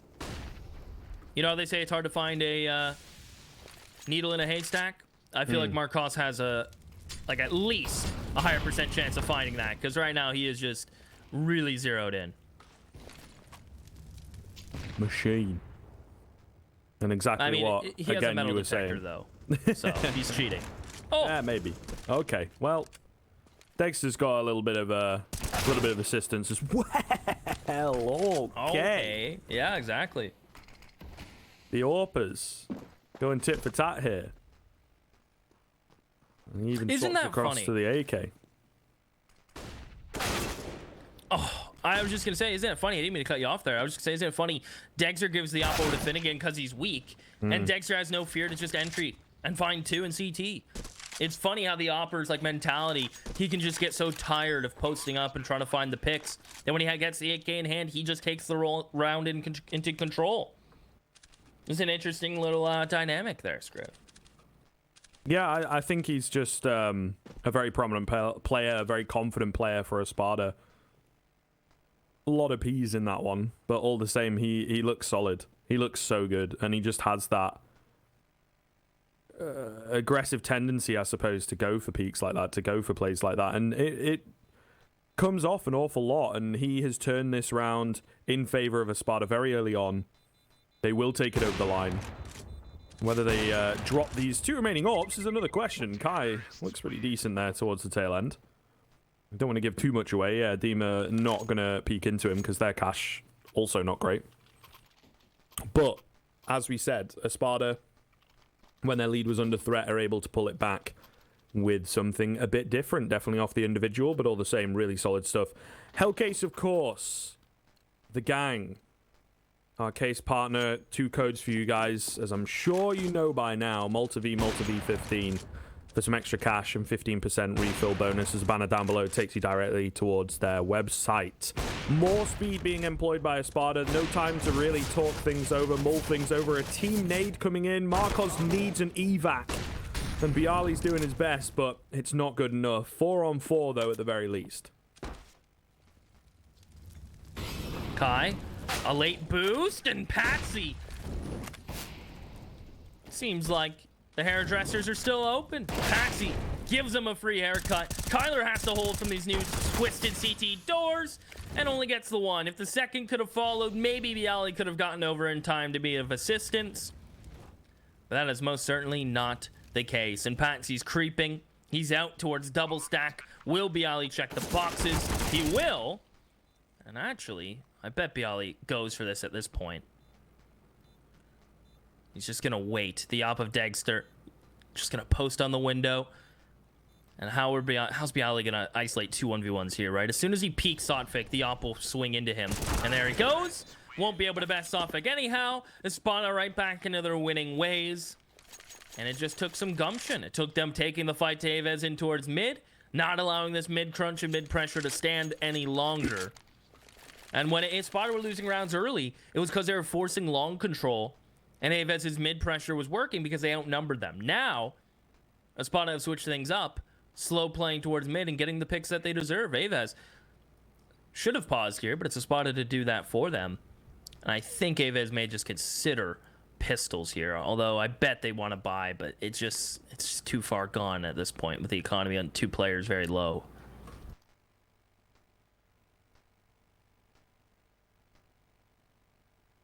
Yeah, I mean, it's pretty tough for ESPADA, actually. They have themselves like a nice run of rounds. AVEZ come back. They're able to adapt. I feel the roles slightly shifted here in Dust 2, where AVEZ were the ones ahead and in control and keeping their opponents at bay on Nuke. It's now ESPADA doing the same thing. And we'll see. We'll see. They need to get a clean string. So far, 2 coming in nicely. 3rd should be pretty easy. If they can pick up another rifle round, I think they really solidify this first half. Aggressive push coming in here. If they were a bit heavily stacked, could be good for them. Yeah, the molly comes in. 1 goes forward, 1 goes back. It's only a pistol round, but the coordination really not there from AVEZ, so going to get shut out quite easily by Patsy. He does go down, bites off a bit more than he can chew. Kai with a great flick on the Deeg, who's looked brilliant on those deagles, by the way. But now he will be the only one left, and they are giving him the full respect. Backing away, moving towards the A-bomb site. And they will look to clear out A instead. Finnegan gets the better of him also. Stick round for ESPADA. Once again, no real trouble for them.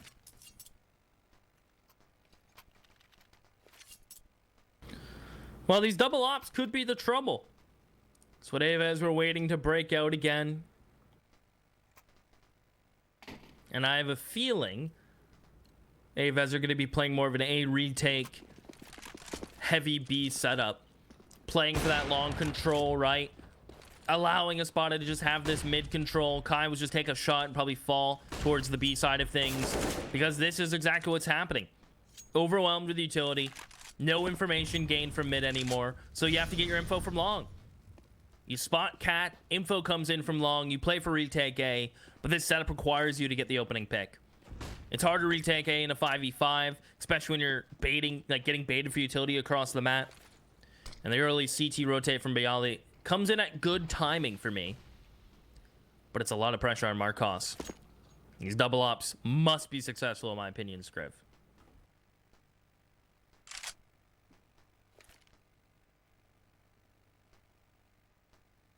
All on short from ESPADA. 1 goal in mind, the A-bomb site. Dribble smokes will come in. Marcos being flashed, but they're not perfect.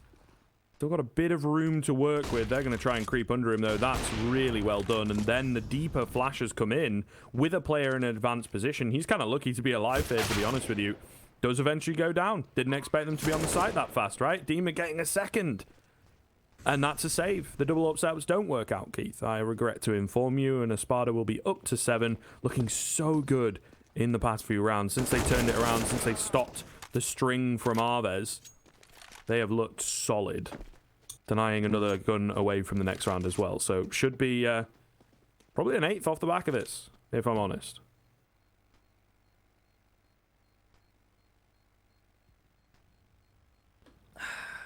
Looking like it. The T-sidedness of this map is being put on display from ESPADA here. Again, upper echelon, I'd say it's more CT, but ESPADA have a higher win rate on their T side, as most teams do at this level. In fact, let me just check it real quick. That's part of the fun. 51% win rate on T side rounds, and only 48 on CT. So, cashing in where they can here. And a good pause from AVEZ. Because, as mentioned, I think they are going to buy around this. You have the op in Kai's hands, in fact. Interesting that Marcos doesn't want the op. Yeah, I was going to say. Give that to Marcos. Let him have it. They can get 3 M4s, which is plenty. A couple kits, even, Scriv. The loss bonus definitely helps with this situation.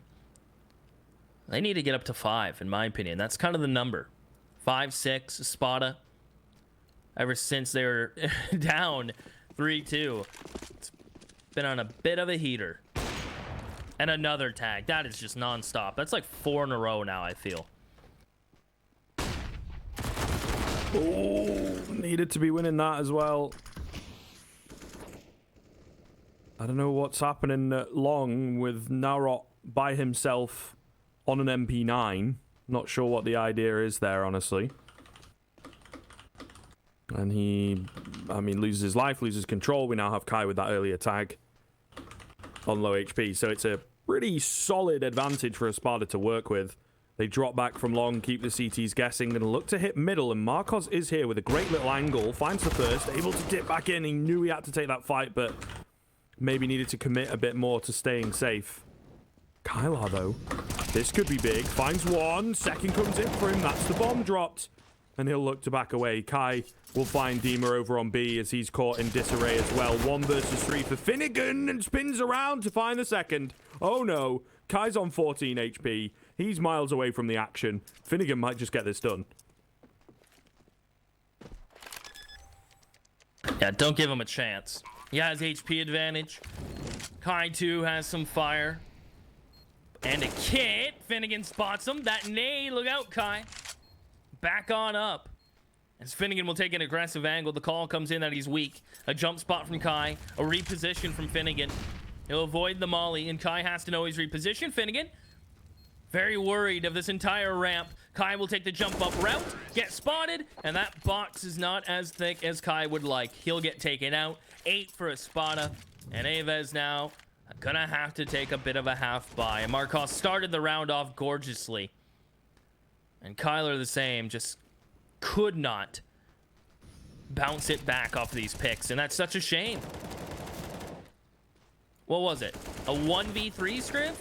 Yeah. Absurd. Should have been winning it. Should have been converting that, absolutely.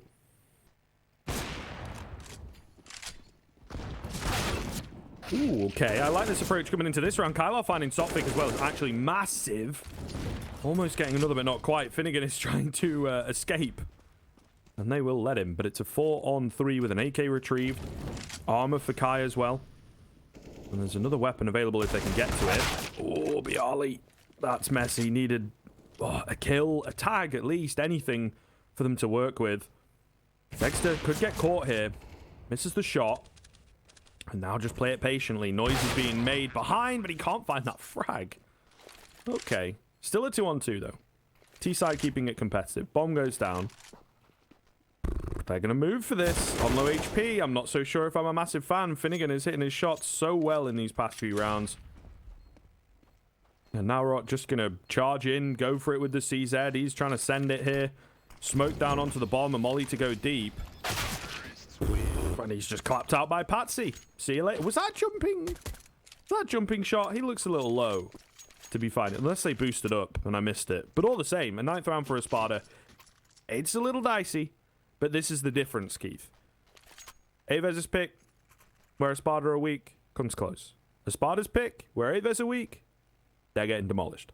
At least for now. You know, they had a nice string of rounds, but as soon as ESPADA were able to adapt and stop them, they just have not stopped themselves. 6 in a row so far.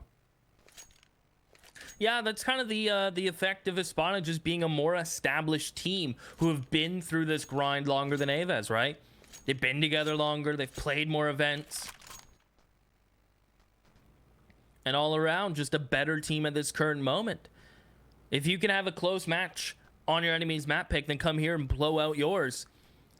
It just bodes well to your confidence. ESPADA having a really good game. AVEZ can't get anything going on the CT side. Even when they're up, right? And they have man advantage, they let Finnegan clutch, right? That's just another example of ESPADA finding that comfort on this map. AVEZ no longer fighting for long control. Something they did early on that worked well, but ESPADA have immediately turned that on their heads, right? They've gone towards mid. They've made ESPADA have to make the changes. And they make the changes they have. They have the double op for what would be the last time on the CT side. And I think they just got to win out, Scriv. It's the only outcome in my mind that gives them a fair shot on this T side.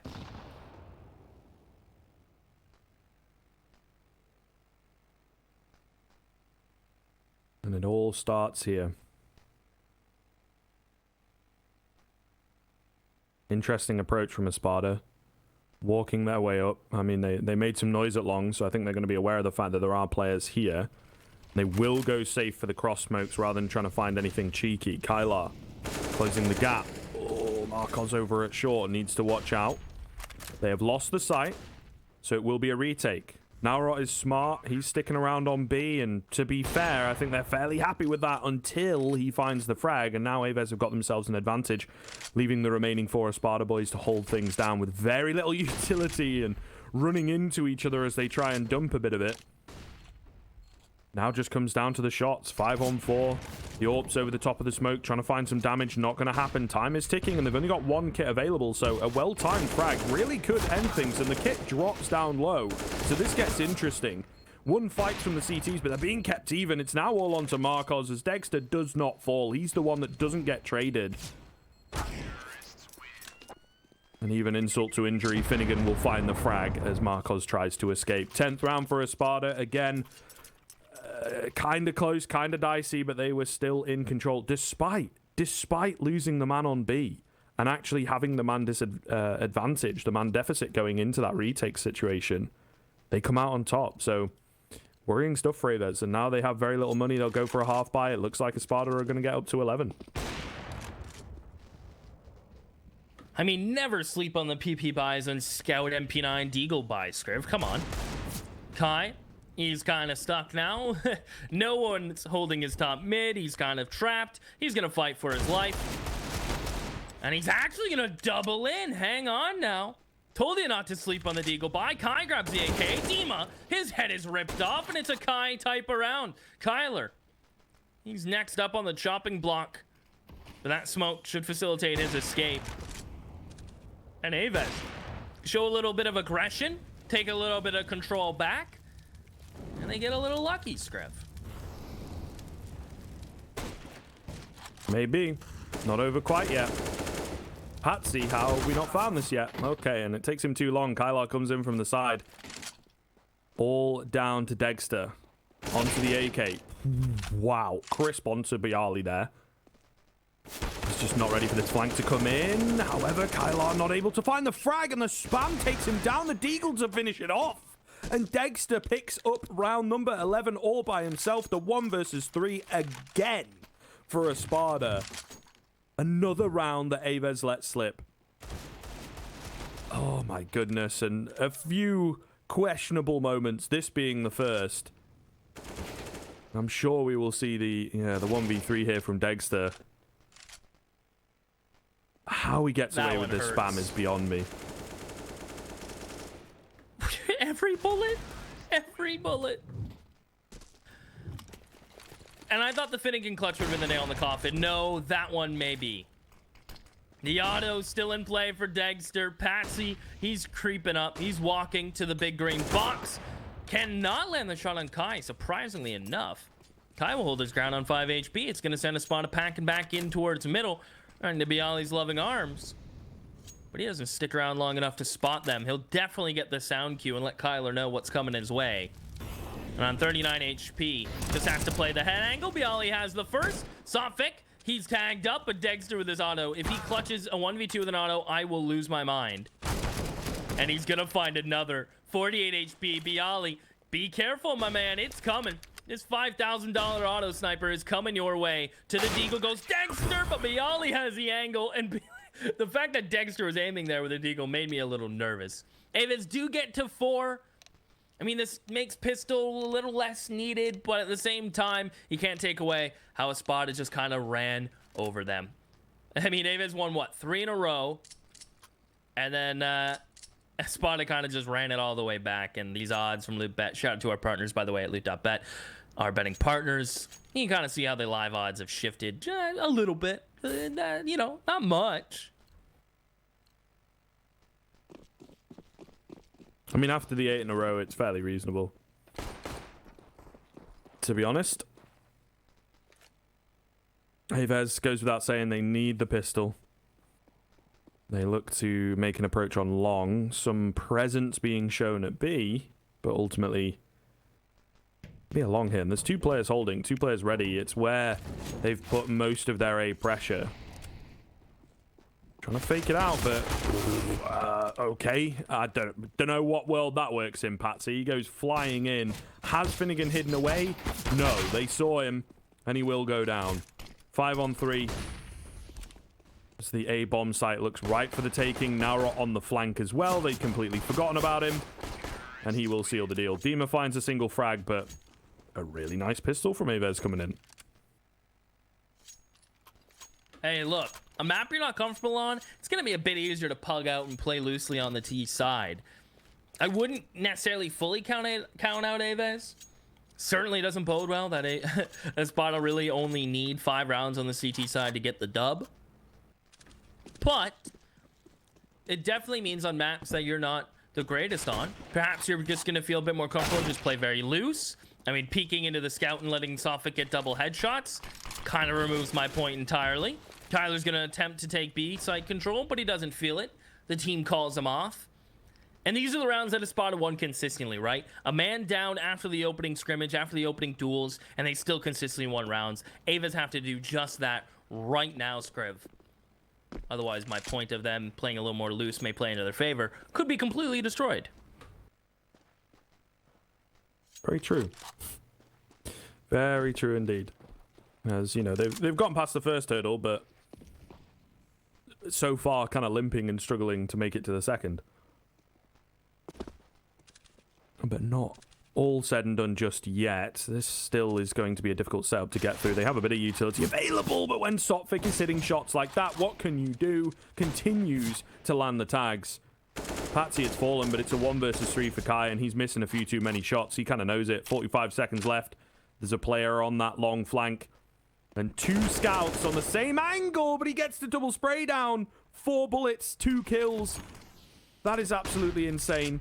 Meanwhile, he's left on 11 HP, and Finnegan is indeed coming in from behind on this long, quick flank. Kai has a bit of an idea of it, but the Galil, retrieved, and Finnegan will drop him. That is such a shame. It's a valiant attempt from Kai. That double spray down is so clean, but not enough. They just let Sophic kind of go to town, didn't they? That double spray down was indeed the cleanest, but it is not enough, and that one must hurt. AVEZ force buying once more. Marcos wants them to peek this time around. They simply won't. ESPADA looking dead serious. They want to close this one out in a quick flash and then move over to overpass, which, to me, if we need it, be a very interesting battleground between these two teams. Interesting dynamic in play style and skill. It'd be a cool little way to end the grand final. But AVEZ are not giving themselves up yet, Scriv. ESPADA aren't on 15. They're most certainly not at 16 yet. And knowing these AVEZ boys, they're not the ones who give up easily. No, sir. Ooh. Kai's look good on the Deeg. That's one thing. Okay, and Marco's coming in to capitalize on a slightly tagged Sophic there. So into a 3-on-3, with the A bomb site actually being compromised completely. They've got control, they've got a bomb plant, they've retrieved themselves an M4. Nade does a bit of damage, but not really anything substantial. So full on 3-on-3 retake is in play. Dima with a clean 2 Deeg. We do miss the second. He even gets the 3rd frag. Dima just swaps across to the Deeg. Bish bash bosh. Thank you very much. Round number 13. Actually no trouble at all, AVEZ. We were just, you know, baiting you into that false sense of winning a round. And he just comes out of nowhere. That is a bit crazy.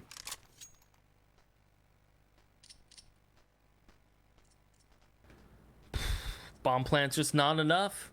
It's just not enough to buy. You kind of need rounds, though. You're down quite a bit. I have a feeling AVEZ with those 2 B players, the bomb in the middle. Part of me wants them to just have a couple players drop AKs, buy up what you can, and just really chase ESPADA here. Because their money isn't as comfortable as perhaps they may think it is. And AVEZ just need rounds. You can't play from 14-5 back. It seems like too much. Especially with how the game's been going. You've been losing clutches. You need some sort of momentum shift. And I think a force buy here with a couple players biting the bullet and giving AKs to perhaps Kai and Bialy. Right? Just playing for the B hit, playing for the B explode. And then go from there. I mean, I'm hoping they do it. But the realist in me is saying they're just going to be playing a bit more reserved because that's kind of just the AVEZ fashion. Yeah, I think so too. They're going B though, so I'm half right. But again, I wish they had rifles for this. Yeah. I mean, it's the safer decision. They're also not fully committing to B, trying to go lower tunnels to take out Dexter. He's happy to die at this point. The weapon paying for itself. He's not going to go down. 4K. It is indeed an ace. No, that's too much. Finnegan close behind, though, to make sure Kylar doesn't get anything else. And ESPADA up to 14, looking to very quickly write off Dust 2 and get that notch on the board. Take us to overpass and do the same, one would assume, but the overpass really where this series comes to a head.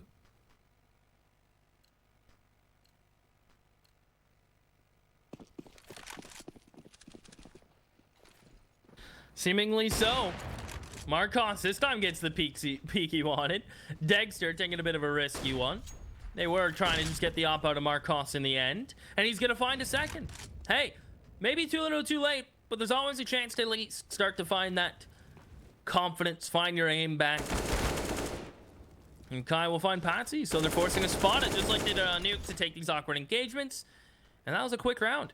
Started with Marcos, ends with the rifles, and that'll be 6 for AVEZ. ESPADA will be buying in the next. Regardless of Dima saving or not, I'm pretty certain it's something they do.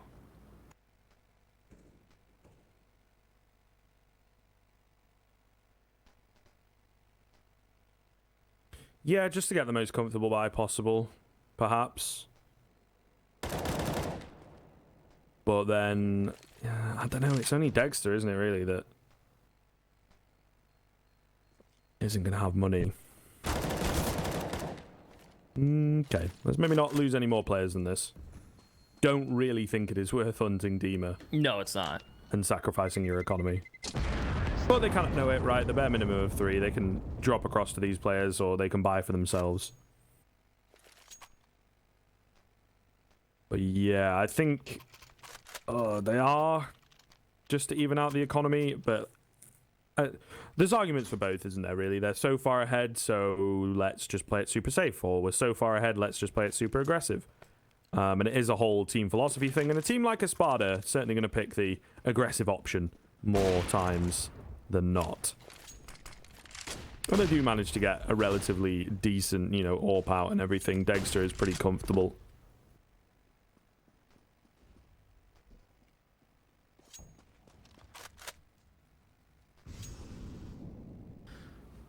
Yeah, it's just kind of his gun. Sotfik not going to check the corner. There's Narat. Quiet this game, but that pick could make all the difference this round. He's going to go ahead and go for more. The op shot missed from Dexter. Narat really wants him to re-peek. And Dexter will not. He'll just hold behind the fire. As Narat's getting a little antsy. He's just the man for information, playing for the kills, playing for mid control. He'll get caught off guard from Finnegan. And they're getting quick flank from Long, so AVEZ have to pick up the pressure. Patsy getting flashed to peek out from Goose. Marcos not blind, but he gets flanked. Now they have to win the fight against Dima and clean, and successful in doing so. Next up to bat is Finnegan. He's been waiting so patiently. And as they'll double peek, the headshot angles are just too strong, and Dexter's gone back to save once more. AVEZ finding themselves here on this T side. ESPADA giving a little bit more respect, and more so I think playing into we're ahead, let's just try to end this, push, try to find that first pick. And that's twice in a row now, if not 3 times, we've seen them very aggressively hunt for that first pick in the opening round and just giving the first AVEZ, and then lately the second. I think that is just them trying to want to end this before it busts out of control, but you never know.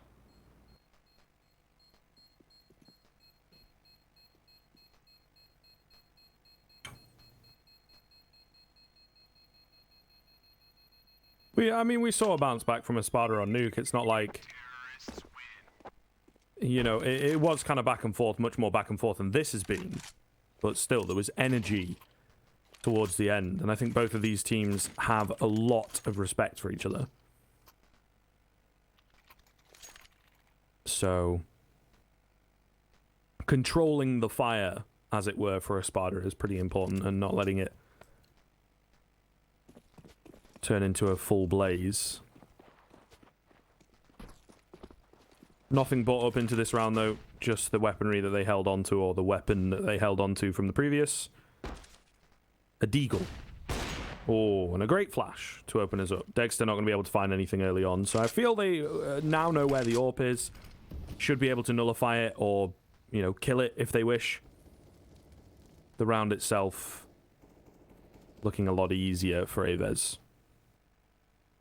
One would assume, anyway, unless anything crazy happens. Also, the fact that it looks like we have more of a B-sided stack, and they're going A, so... yeah, ESPADA, I don't think really have a chance here.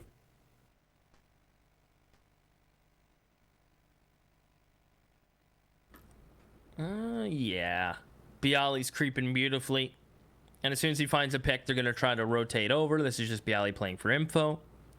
Ooh, doesn't spot the hat of Patsy. They'll see it now. And I think he'll just call for the bomb to come on over. I think Dexter is just going to stay put. No real reason for Dexter to try to work anything. Just try to find a pick on cross. It'll be smoked and flashed. And that's a very jumpable gap. So the bomb will cross, meet up with Bialy. Dexter will save. The USPs will hunt. And that's the way you do things. Steema with a deagle instead of USP. Bialy's just going to duck down and live. Kyler will pick up his mantle, pick up the place. And if they can find Dexter, if my math is correct in my mind, that means there won't necessarily be an op on the CT side next round, if not very comfortably, right? I don't think Kai is going to want to press the luck anymore, but at the same token, they can afford to lose a couple guns to find this op from Dexter. The only players who truly will be hunting for that are these two from tunnels, and that molly doesn't spread to Sophic. I don't know how. That's just absurd. And without the molly flushing them out, they're not going to push. 8 for AVEZ. Hey, the longer they keep ESPADA off of 15 and keep closing this gap, Scriv, I'm starting to believe. I'll fully be sold at 12. Well, they op save Dexter, of course, we'll have it here. M4s for the rest of his teammates. No kits.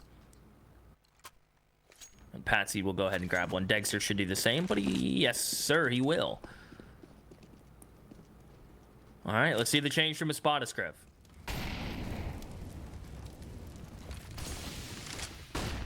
I'm going to put a bit more presence towards long, it looks like, and well, it is paying off, at least initially.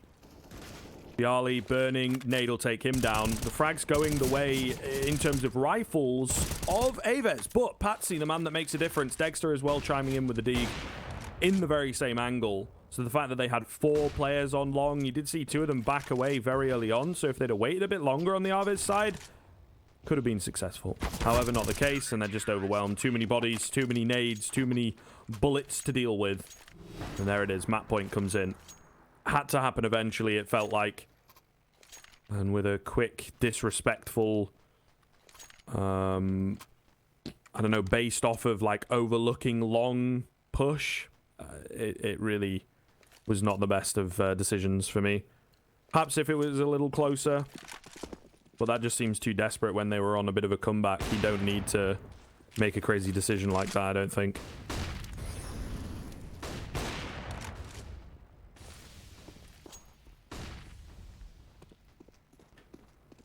It was only a matter of time to me. ESPADA were eventually just going to win one of those opening 50-50 duels.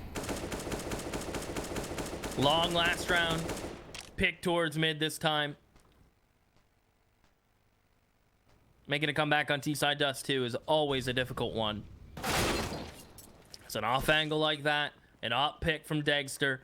It can all come crumbling down. Just 3 players remaining on the side of AVEZ, and they're going to hard rotate over to B. Trying to do so without being spotted. It seems like Kyler does that. No one else follows suit. Not wanting to show the bomb, perhaps.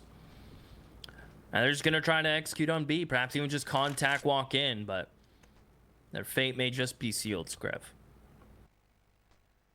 Yeah, it may well be the case. Not over just yet, but the odds are against them. And Kyler forcing them forwards. It seems like he may have stepped a little prematurely, and I think they are very ready for this, with Sophic coming in a window as well. 2 players at car. just not looking good. Bialy trades back, but they're going to overlook this angle completely, right? He's in the smoke? What the hell happened there? That was a bit weird. Bialy and Finnegan not exchanging until very late, but all the same, 16th round for ESPADA. The initial frags were enough for them to work with, and like I say, kind of telegraph, making a bit of noise, so the mid rotator was able to come in nice and fast. Yep. So nice little comeback from AVEZ in the end. A few rounds picked up, but really going the way that we expected in a big way. ESPADA showing what they can do when they're comfortable on a map. So the difficulty that I talked about just after we came in from the break, really coming to a head there. And AVEZ, I mean, more comfortable on overpass, but still going to have their work cut out. Yeah, I mean, you've allowed Dexter to get really comfortable. You've given some clutches up to Finnegan and co, which means their confidence is going to be at an all-time high. The willingness to take all these 50-50 fights really put on display there from ESPADA, winning them a majority of the times. It was just a little too late that AVEZ started to win those duels. And after your CT side has already fallen apart, you don't give yourself that much of a chance to make a comeback on the T side, even though the economy is in your favor on the T side. You've started to get some rounds. It was just too little too late, sadly. And that was quite a bounce back from ESPADA that we did see, we kind of expected. And the levels of competition that ESPADA have played on Overpass is just that little echelon higher than what we've seen AVEZ play. I think regardless, it'll be a good map. It's a very aggressive CT-sided map, which bodes well for both teams, kind of in the same sense of Nuke for AVEZ, right? The fights you want, the control you want to fight for, it's all in your favor out of spawn. So I think that's one confident little takeaway we can have for AVEZ in similarities to their strong maps. So maybe we'll see some of that. Maybe we won't, Scriv. Yeah, I mean, it all depends, right? I think the break going to do some good for AVEZ to just kind of get a bit of a reset coming in and not allow Dust 2 to impact them too much, right? And it's not like they look terrible. Kai's on 22 frags there, 102 ADR. Just kind of shows, finding the frags and the impact of them, very different. But all the same, the individuals not looking too bad. Bialy and Kylar, considering only 8 rounds, also performing well. Naurot, not so much, but I guess when you only get 8 rounds, someone has got to take the hit statistically. Yeah, I think there's going to be more contest. I just feel ESPADA have hit their groove now, confidence looking good, and they are a level above. Not massively, but they are a level above this AVEZ team, I think. So we'll see that come to a head. Maybe AVEZ can keep it competitive into Overpass, but I do honestly have my doubts. I think it'll be a lot closer, though. I hope they hit double digits, maybe bring it to like 12 or something like that, make ESPADA sweat a little bit. But the map itself will be a lot harder. Some key clutches coming in or some big mistakes from the likes of ESPADA definitely going to be needed for AVEZ to take it over the line. Yeah, ESPADA seemingly just having that timing right now, too, as a team, which goes a long way on a map like Overpass. So, speaking of timing, it's just that moment for us to take a quick break. And when we come back, our timing will be on point, and it'll be the third map for Overpass.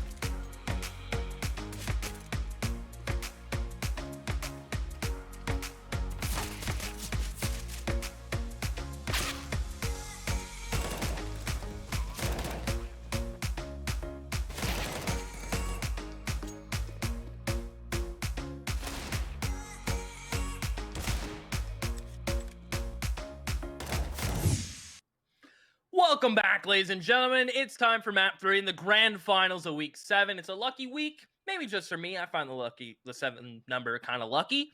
Maybe I'm alone in this. Who knows? But what I do know is Malta Vibes is brought to you by Gaming Malta, the home of gaming excellence, and all the awesome partners down below, sprinkled below. And you know what else is also below us, Scriv? Our Twitter handles. And we would much appreciate a follow at Scrivcast and at Keith_LaFortune. We would appreciate it. And map 3, Scriv, opening thoughts on Overpass. I know we kind of touched upon it a little bit. Are you leaning a certain way? I guess straight in there with it. Yeah, I feel ESPADA proven on Dust 2 that they have the firepower over AVEZ. I think that once again is going to come into play here. AVEZ, though, a bit more tenured on this map. You know, the 69% win rate is great, but over 13 maps. Meanwhile, 68% win rate over 22 maps is a little better. So perhaps the consistency is stronger from the Polish side. Time will tell. I just feel in this matchup that ESPADA had their number on the previous. Takes them a little bit of time to get it cleaned up. Don't get me wrong, but even then, it's a 16-8. So I think coming into this, it is just going to be that pound-for-pound matchup that outweighs the Polish side a little bit. I could be wrong. And I could happily be wrong with this one. And I do think it is going to be closer. More like a 16, somewhere from 16-10 to 16-13, perhaps, in favor of ESPADA. But I just think they will have a couple of big rounds, a couple of nice clutches, or well-timed pushes that will make the difference. Yeah, I'm just trying to think of it all. Like, do ESPADA have the structure required on Overpass? I mean, the win percentage sure bodes well. The teams are beating our decent Overpass map, or decent Overpass teams, I should say. Right. But do they have the structure like AVEZ doing on a strong CT-sided map like Nuke? There's some similarities to be brought over to a map like Overpass, right? I talk about Overpass a lot, like it's this onion. I don't even like onions, but it's the only real reference I can make to this with a layered tier system. I don't know. I like onions, like cooked onions, like fried and maybe with some potatoes or on a pizza. But like, I can't just eat a raw onion. Like I might look like Shrek. No, I'd rather puke. Okay. But I mean, if you like it, that's fine, Scriv. You eat all the onion. You can have all the raw onions you want. Maybe not like an apple. Yeah. Well, that's kind of what you said. I guess. Not wrong. But like, in England, cheese and onion sandwiches are quite popular. And as far as I'm aware, the onion's still raw in that. So I had those before, and they are pretty good. So maybe I done did it. Maybe one of these days, I feel like that's cheating though, because cheese like makes everything good, right? Yeah, I mean that's a fair assessment. But hey, I won't. And it is like in a finite amount. It's not like a whole raw. Oh, I see what you're saying. It's once. Like very thin onion slices. Yeah. Subtle. Okay. Yeah, I can get with that. But to tie that back into Overpass, because we're clearly both hungry, is that AVEZ. They're going to have to be hungry for map control. They cannot allow ESPADA to run over them and get the free map control as tees. AVEZ at times have lacked judgment on this map when we've seen them play, but other times have been really dialed in. They know the connector default, right? They know the meta of nading open doors, spamming through the wood panels, playing for water control, supporting each other in connector, going for aggressive party peaks. Like, they know what they have to do. And just facilitating it against a team like ESPADA is going to be difficult. I think clearly the knife is going to be important. If I'm AVEZ, you really want to win this knife and start CT side, because you don't want to give ESPADA that momentum of ending on a CT side, right? And then just try to close it out. Like closing out the third map on a CT side. Like that crossover is really strong. Yeah, well, I mean, I think we've seen both teams play slightly poorly from behind, right? It was, 8 rounds in a row, ESPADA, and then they were just able to run off of that. Meanwhile, not initially, but once they were able to get that foot in the door, so to speak, they got 8 in a row, taking them to an 11-4 half. Meanwhile, AVEZ on Nuke, that one step ahead the whole time, and it is eventually what secured the map for them. So yeah, very important to be comfortable. And they will be. Starting off on the CT side of things, straight into the action, no messing about. Fancy seeing LootBet here, of course, our primary betting partner. And they are favoring ESPADA coming into it by quite some margin, I might add. Looking at the statistics and everything of both of these teams, I feel it could have been a little closer than that. But I guess with the way that things went down on Dust 2, they are fairly confident in the Russian side.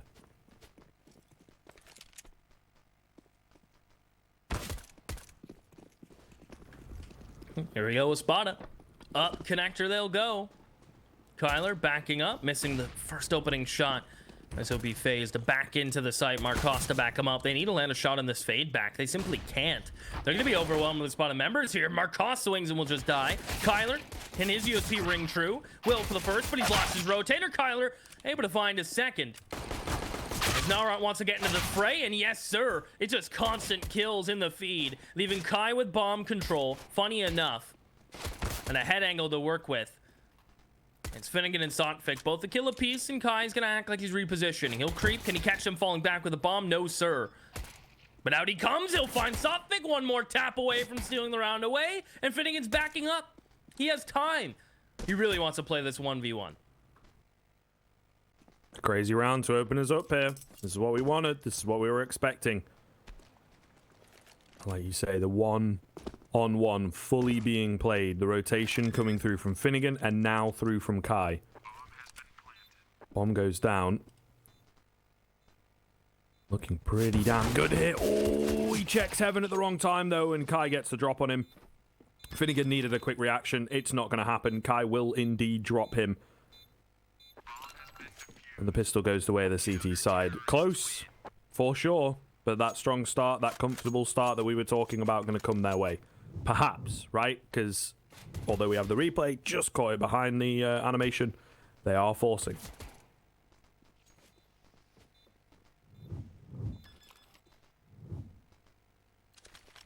And look at the force. Some would say this buy is better than CT's. I would say they're pretty even. I find these sort of buys exciting, but also nerve-wracking if you're a CT member. You lose one round, it turns into 2, maybe even 3 real quick. It's Kyler gonna be playing around the smoke. Should be no surprise to him that the buy up is in from ESPADA. And yeah, he has to just get out of connector, doesn't he? His team holds on to water control. He's able to escape through there and tuck into the B site with his teammates. And just a slow take for control from ESPADA across the map. Let Sotfik work towards long. A couple players in connector. Waiting to see if there was any more utility to be tossed from the AVEZ side, and there's not. And I hear typing, but damage has been dealt, so we can't cancel the round.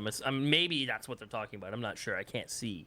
I'm making an assumption here. Yeah, I guess no one's died, but really just got to follow the rules at the end of the day. And, well, it seems we are going to continue the round as Bialy will drop Sotfik. Oh, Marcos with a crisp one onto Dima. Does get traded as he bites off a bit more than he can chew, but there's still 2 players on the A-bomb site to hold things down. One of them nullified over at long. Kylar's still alive, meanwhile, and he looks set to clean things up. He will indeed. Simple and easy 3K for Kylar. AVEZ, no real sweat off their brow to get that second round, despite the strong buy of ESPADA.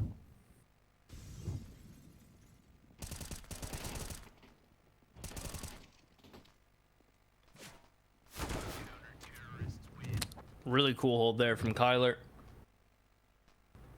Pause will come in. ESPADA strong buy. Not going to work, Scriv.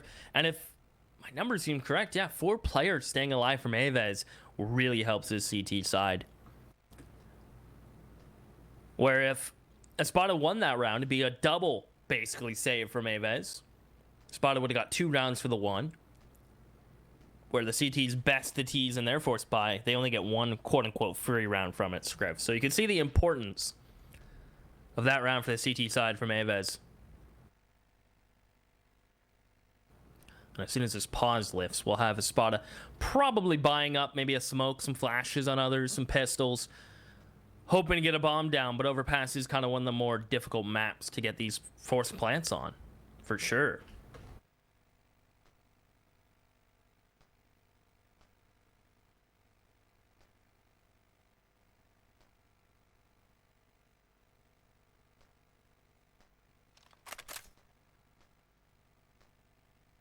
Hopefully back into the action soon.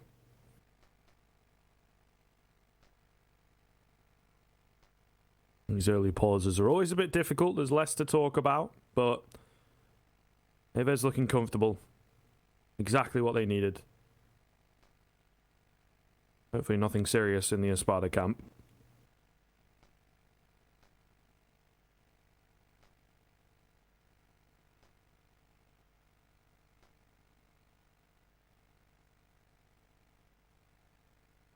Hopefully be able to feed you guys some information as well once we find out what's going down. As it does look like we might be here for a short amount of time. A little longer than we would like, of course.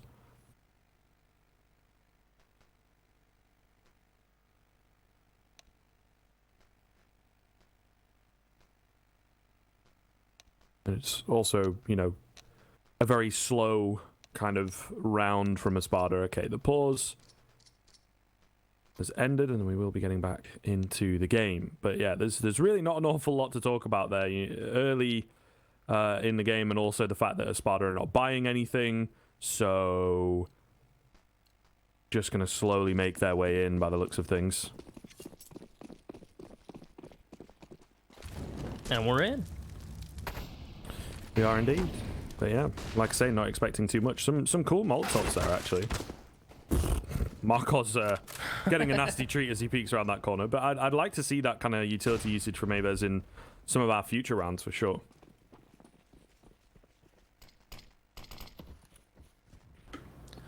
Gonna be chased back to the site from the Glocks, but you know what? I bet they're not too worried about that. Their M4s and MP9s are gonna start to cut them apart. Now, that's looking like it's gonna be the outcome for the most part. Well, there you have it. Cleaned up by AVEZ. And here comes the buy. What are we going to be looking at? Oplus, perhaps? No, Dexter can go for it. I thought maybe he wouldn't, but I have a feeling he will. Definitely is considering the option of the team because they're thinking, are we going to do a quick explode on the first round? Are we going to play it slow? What do you want to do? And Dexter going for the op. Probably just going to let him work something, facilitate some sort of control. Looks like he's going to go ahead and throw a mid-site smoke at B. Smoke the molly and actually go through. So he's going to entry frag with an op up short. This is really cool stuff from Dexter. You break out the op and you just look for that confidence. You look for the first pick for your team. You want to assert that confidence instilled across the board for your teammates and yourself. Unfortunately, just mollied off, forced back, down to 41. The late boost could catch a player off guard. They're going to set it up so you don't get spammed if Kai will fall, and he's messed it up. Bialy looks at him like, ah, man, way to go. Now we have to fall off of this. An unlucky timing for Patsy. He could have caught a player falling back out of connector. That is Kyler. He's sticking around the simple angle. Marcos will bait for him. It's the simple bait, and Kyler will take it, and he's just going to back on up. Could elect to grab the op and fall to sight. But he has to worry about this long player, who he may have just heard.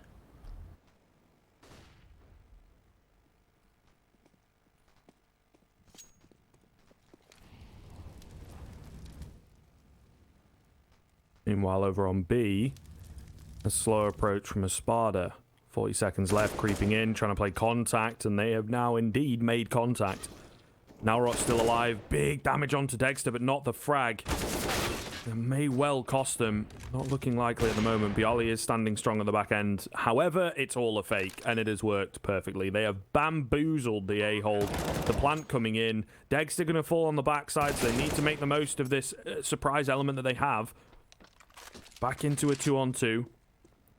And a really decent response, actually, from ESPADA in the fact that they are fully predicting the flank, pushing into bank, pushing into the stairs angle, you know, playing around the plant. This is really well set up. They do have a smoke available. They do have a kit available on the CT side of things. Oh, but the crack angle, almost finding the frag onto Kai. Nade to follow up. Still also not able to find him, but holding in the smoke, not going to happen. Bialy falls, no time. This guy's trying to chase them down, but Sotfik has got his boy covered. Finnegan will fall to the bomb, but ESPADA get their first rifle round on the board, and a stroke of genius to go for that fake. And also the way that they played it out. Really well done. Seems like ESPADA do have that tactical side to them on this map. They're not just going to be looking for those picks and then mid-rounding. No, they have some fallback strats. They've come prepared. AVEZ. Up on Marcos, barely. M4s, some head armor, some utility. It'll be enough. That's the ESPADA just snuggling right back up into this default. A little bit of nade damage. And this is less so of a default at this point, more so just waiting for that smoke to pop from the CTs and pop flash your way in. The counter flash is so good, but Narok cannot find the chance. Unable to find that one headshot required. As Kai is hoping that his off angle will gain him a kill, and it will.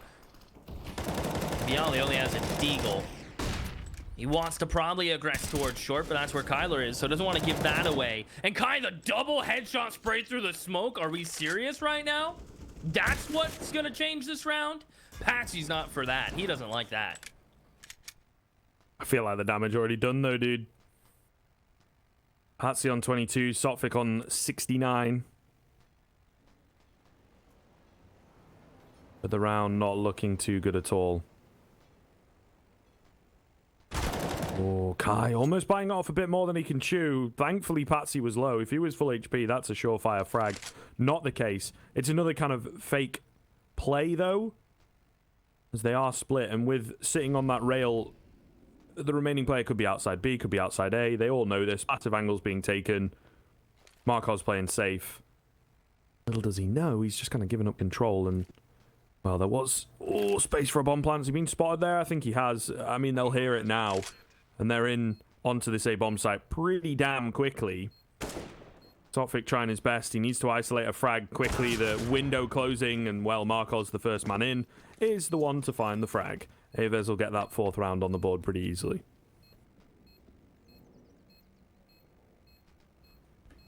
Simple little defuse coming in. 3 players staying alive. 4K from Guy. That spray through the smoke is what I would classify as filth. Bialy making sure his AK spray is still up to snuff. What an odd saying, up to snuff. I think that comes from candle snuffers. Those are the little things you put over the candle, and up to snuff means they're a snuffer that still works. I could be completely wrong, but I'm pretty sure it's Griff. It's just a weird little saying. ESPADA, armor and pistols, though. Are you fact checking me? I am, because. Okay, so that is what it means. Let me see, origin. Yeah, you let me know.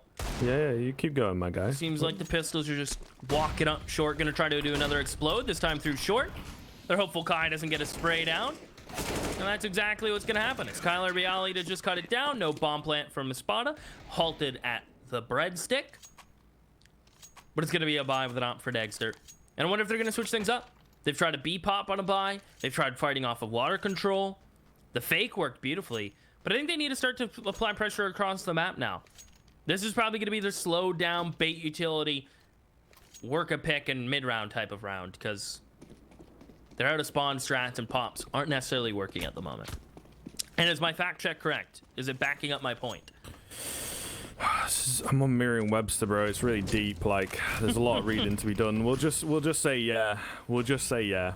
I'll take it. See, because I only dispute it because I know that a snuff box is what, you know, back in the day in like the Victorian era, some people used to have and keep things in.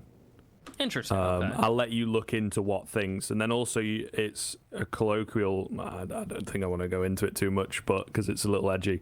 But either way, there's a different meaning behind behind what it is. So it could be both. From the vague reading that I did, apparently it comes from Hamlet. So there you are, you cultured little man, you. Quoting from Hamlet. Either way, 5-on-4 coming in. We're getting a bit deep into the nomenclature of everything. Nonetheless, 4-on-3 in towards the B bomb site. ESPADA calming everything down as they are looking to find themselves this second round. Kai, the last line of defense, they both checked that angle, and goodness me, he almost finds 2. That could have been everything. Great flash coming in to deny Bialy any chance. And Markov's caught off by Patsy. So there you are, a fairly simple working off of an early pick that they got in connector, then rushing in towards B. Works out brilliantly for ESPADA to get that second on the board. Oh, hell case. The last time in this grand finals in week 7 we get to shout them out. They're awesome partners to have. If you want to open cases in a cool, safe place, check out Hellcase. The website is sick. Esports tournament modes, 100 cases, and you know what? to top it all off, giveaways. Yes, giveaways. Check them out. Awesome partner to have for the stream. MultiV15 are the codes you want. And ESPADA. And are in desperate need of some more T rounds here, Scriv. They've broken the economy of the AVEZ, right? Nothing left. 50, 150, 0, 50 bucks. Enough for maybe a decent meal for one. But not enough to buy in the next. This is a big round. It's a turning point, in my opinion, how the rest of this opening half's going to go. And Marcos with the op is hopeful he can get the first and get out of there. But that's a hard task in all of itself.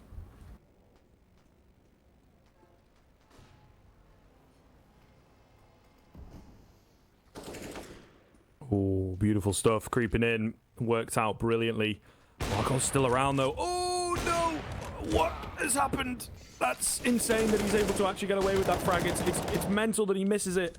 And then they just don't pay attention at all. Dexter, meanwhile, on the backside, showing Marcos how it's done. Bialy, the only one left.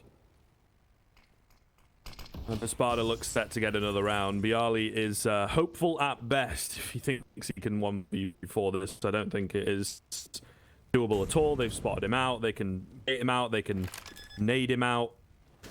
He's just chilling, hoping to find a cheeky frag on the back end, I think. And it just isn't going to happen. Finnegan's playing ball, but Finnegan also takes him down.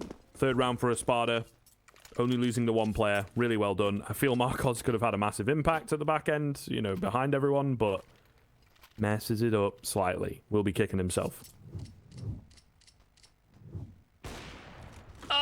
It's hard to watch again. I can't believe I had to watch it again. Definitely one of those Marcos moments where if he kicked it into nuke ramp gear, could have found a couple. But it's Dexter, the op of ESPADA, to be the man to close the round out. And AVEZ are having the conversation. Is this a double save territory for us? All right, do we really have to double save? And if so, are we buying here? A tough choice for AVEZ, and a pause well taken. ESPADA, it only takes that one round, the 2 rounds in a row, to break CT sides on overpass. And they're starting to find their groove a wee bit here, Scriv. ESPADA right back to just simple A site control, take bathrooms, waltz onto the site, and trade out appropriately. And it seems like AVEZ, it's a full save to buy into the next. I like the call. A miss molly from ESPADA won't necessarily hurt them. Little bits of damage here and there, but hey, it shouldn't be enough to soften them up too much for the pistols. Just kind of messed up the pace here. Yeah, maybe slightly. Looks good, though. Patsy, Dexter, nice and clean. Big nade. And easy finishes. All onto Marcos. One man. And a dream. And I think he's going to get... Oh, shut down by Dexter. Maybe not, though. Dexter changes his angle slightly. Might not hit the flick, but Marcos walks straight into his crosshair, so never mind. ESPADA on the comeback. 4th round for them. We will see AVEZ back in with a bye, and it's been a little while since they found themselves around, so now would be a decent time to change things up. Money's not perfect, so maybe the economy not supporting their choices, but all the same, something a bit different perhaps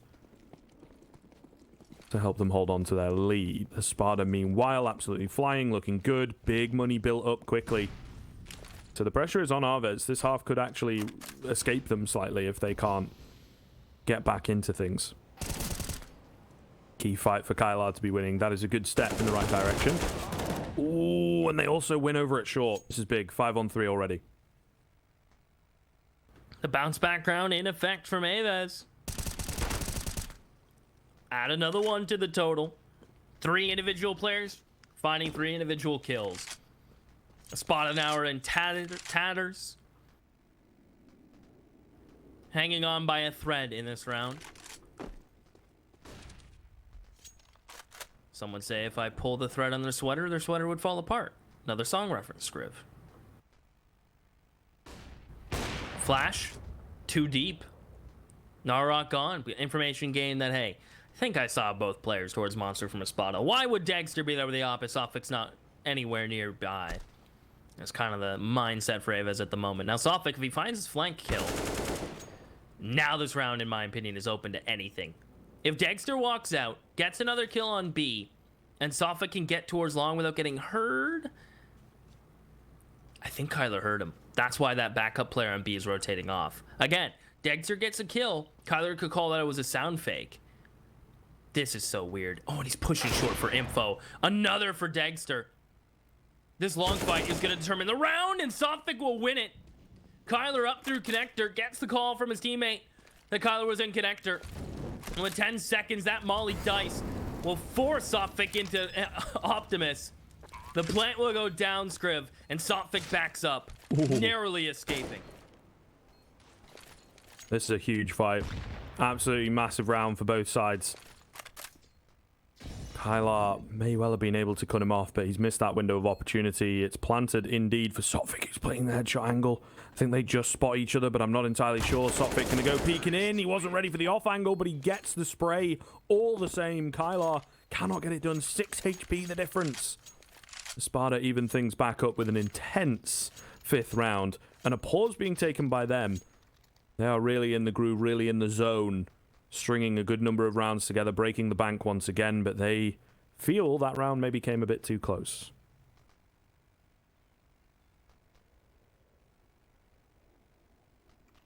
Close is definitely the way I would phrase it. Yeah. Maybe a little too close, again, is the proper terminology. Kyler is going to break out the scout. It's going to be pistols, maybe some armor like utility from the side of AVEZ. Clearly pistols.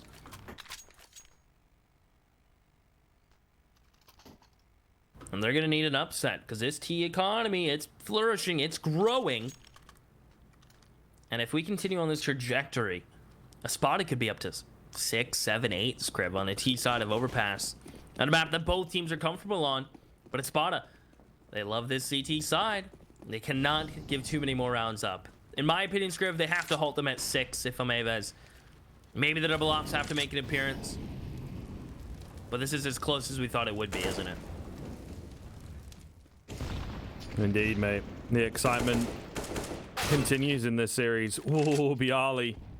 Clean headshot from him. Brings it into a 4-on-4. And yeah, they could have walked into the stack. They opt to move away and just at the very least go for a reset for now. Don't think they're fully convinced that, you know, oh, everyone's B, let's rush A. But they are moving away, playing a bit more confidently towards this A bomb site. Utility over the top. Kylar is here. He's going to call on the cavalry. That bullet is so close. Going for the jumping scout. Not going to happen, but while blind, he takes out Sophic. Okay. That's maybe crazier than the jumping scout shot. Meanwhile, a trade does come back in, but he has bought vital time for his teammates. The bomb has yet to be retrieved. More time bought. An AK picked up by Naurot. This becomes very interesting. Nade over the top does a little bit of damage. And time is against the CT side. But all the same, ESPADA are shaking in their boots. Yeah, they have to be. Kyler, a jumping scout, swinging and helps his teammate out. Patsy gone, fitting in the lineup too. The first, the seconds in. And Finnegan has just done it with a quick triple. He has been Mr. Consistent from clutches to holding on in post-plant for ESPADA. AVEZ say, you know what, whatever. It was just some light pistols. We didn't really expect to win the round anyway. The buy's coming in here.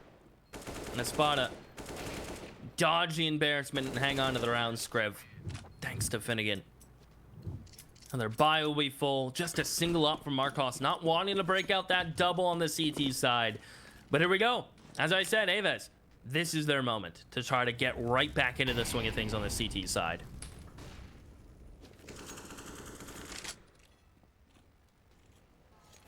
Yeah, absolutely need to as well. ESPADA, we saw how dominant they were on Dust 2. Once they had a bit of momentum, once they had the proverbial inch, they ran away to get the mile.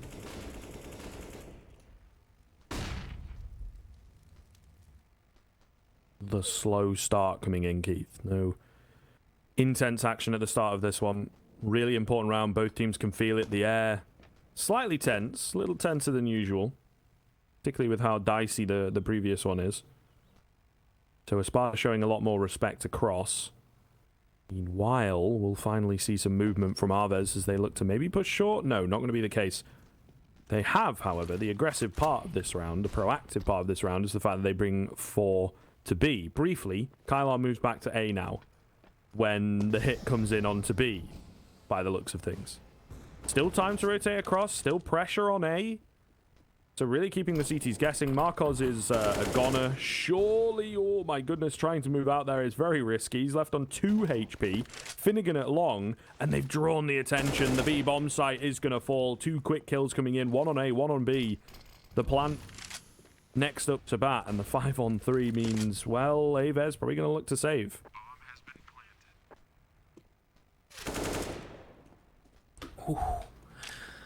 Finnegan does not want them to allow, doesn't want them to get anything out of this round. No weapons, no kills. Finnegan will wait. He expects the hunt.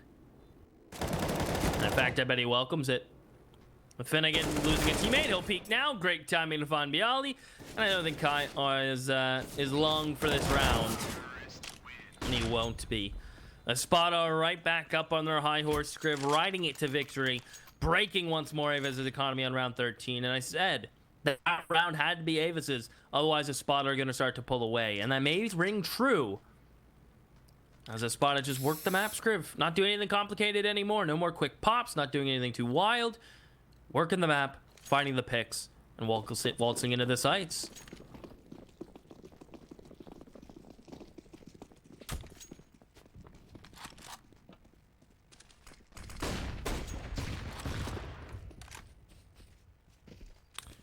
Yeah, really looking tough.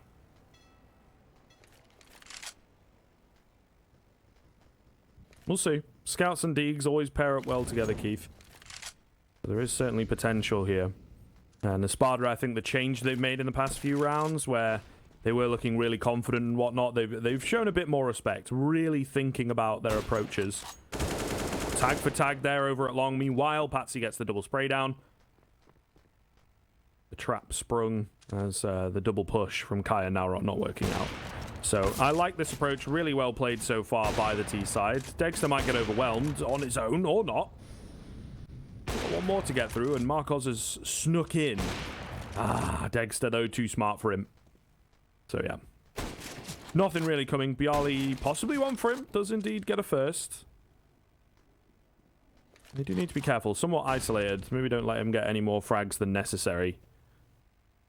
The bomb making its way over to B. But they will smoke him off. And there's a player flanking out from behind as well, so...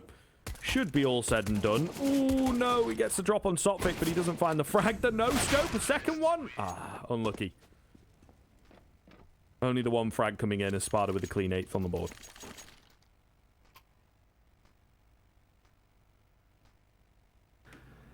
Well, they've hit the number they wanted, and then some on the side of ESPADA.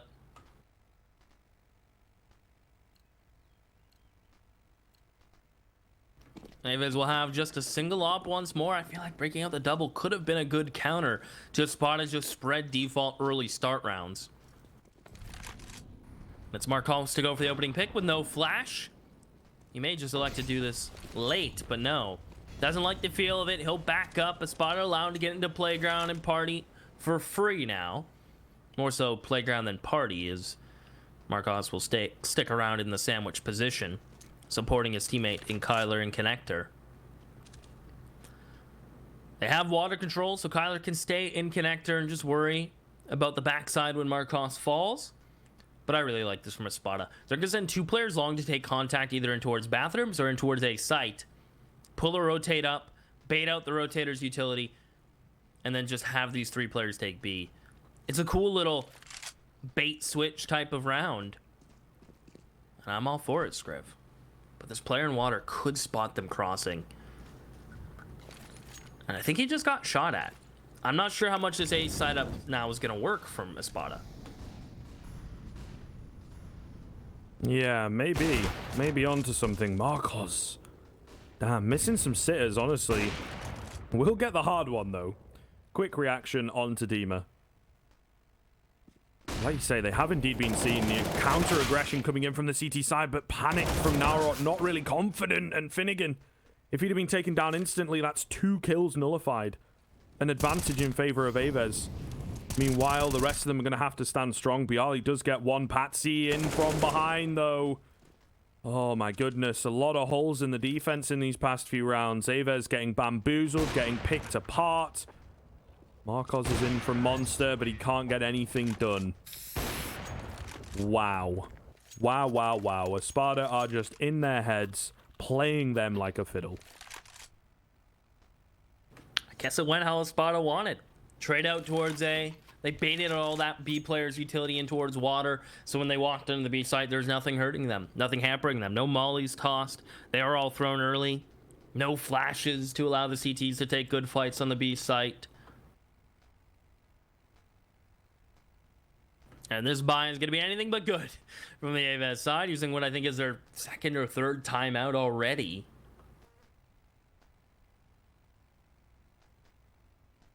They're in some trouble. If ESPADA go 10-5 on this T side, AVEZ are going to have to dig deep on their T side, Scriv. Saving grace, one more round than they got on the Dust 2 CT side when they started to bring it back on the T. But they're really going to have to dig deep. And I think if AVEZ did end up winning this whole thing, Scriv, it would be validation for all the hard work putting in. But coming up so short, it's definitely going to sting. So hopefully they can dig deep and find some mustard. Because I know they have it. And ESPADA, after plenty of just default picks across the map, they'll go right back to a B pop. And that is just nasty from Dima. 1 bullet through the smoke. Kai's gone. I mean, what do you do against that? Kyler, he'll make an appearance through a smoke too. Greeted with a molly behind him, so he has to come back into Dima's arms, who's continuing to find kills with the help of Sotfik. I mean, how do you stop ESPADA? Yeah, they're monsters right now. Absolute monsters. Naurot trying to stop them, but again, the trades are clean. And Bialy is left with a monumental task. Seen, mollied out. Finnegan's pushed in close. Bialy's somewhat aware of this fact, so we'll see him take the fight at the very least. Oh, okay, he's not fully aware of it, but somehow wins that fight. The door doing bits there to keep away Finnegan, but he's left on 2 HP. And he gets naded out. I thought for a second that was his own nade somehow, but no. Just a coincidence. ESPADA will be up to 10, though, and my goodness gracious, that is so dominant. Those final 3 or 4 rounds, just no contest. Obviously 9 in a row as we see, but like they were kind of close in the beginning. It did look like AVEZ, okay, maybe this next buy, they come close on the pistols, a little unfortunate, and then towards the end, ESPADA are just like in behind them with big peekaboos, you know, and catching them off guard, faking them out. Really had their number, which is a phrase I've used an awful lot across the course of the couple of days, but ESPADA, I think this applies perfectly. Can they keep the string going? That's what we got to find out in the second half. Well, how well Dexter's playing, Finnegan and Patsy, it's kind of... someone in chat typed, this is the playground of Finnegan and Patsy, and I'm starting to see why. Dexter's had his moments with that op. And I think on the CT side, if he breaks out and continues his aggressive ways, he's just besting Marcos and finding picks nonstop. Kyler and Kai are certainly trying for the AVEZ side. Has to start with a CT pistol, or has to start with a T-side pistol here, Scriv. No doubt. And let me just pull up their pistol win percentage on T-side, because it's fun to look. So they have only a 45% win rate on pistol rounds in general, but they apparently win T-pistols 51% of the time. So that's not bad. Their T-side is slightly worse statistically, but as mentioned, they've been on a bit of a run on this map, Scriv. 8 wins in a row over teams like Fours, Pact, and Norvind. AVEZ are going to have to dig deep into the same strength they use to win those maps. But I feel like going up against ESPADA here, they're kind of a new beast.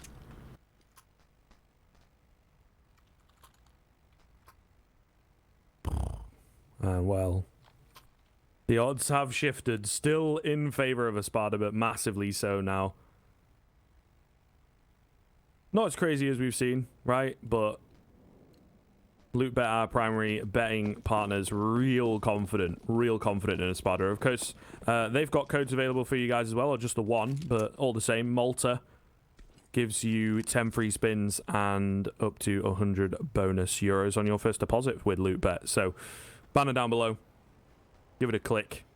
It'll be in the chat as well. You know, here's the time. Get clicking, get spamming the links and whatnot. Regardless, into the pistol. AVEZ need this. Goes without saying. ESPADA looking to continue the string for as long as they possibly can. They might just be able to do so. We'll see. A hit comes through. Okay, maybe a little overzealous here on the CT side of things. They tried to swing out to long and get caught in between a rock and a hard place. It's still even, and there's a very fast flank from Patsy. He's making so much noise. They're holding for this as well. Dima's with him, and Dima does trade him. But still, anybody's game in the 2-on-2. One mistake, one misstep, and one missed shot. The rules of threes. And this could go anyone's way, and Sotfik and Dima close out the pistol. The one AVEZ desperately needed and wanted. They'll fall short.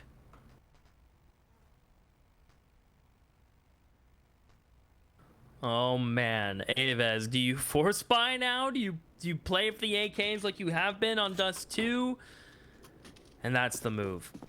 They're gonna do probably a monster pop with a nostril flash and one over the top from Narat, try to facilitate some sort of bomb plant.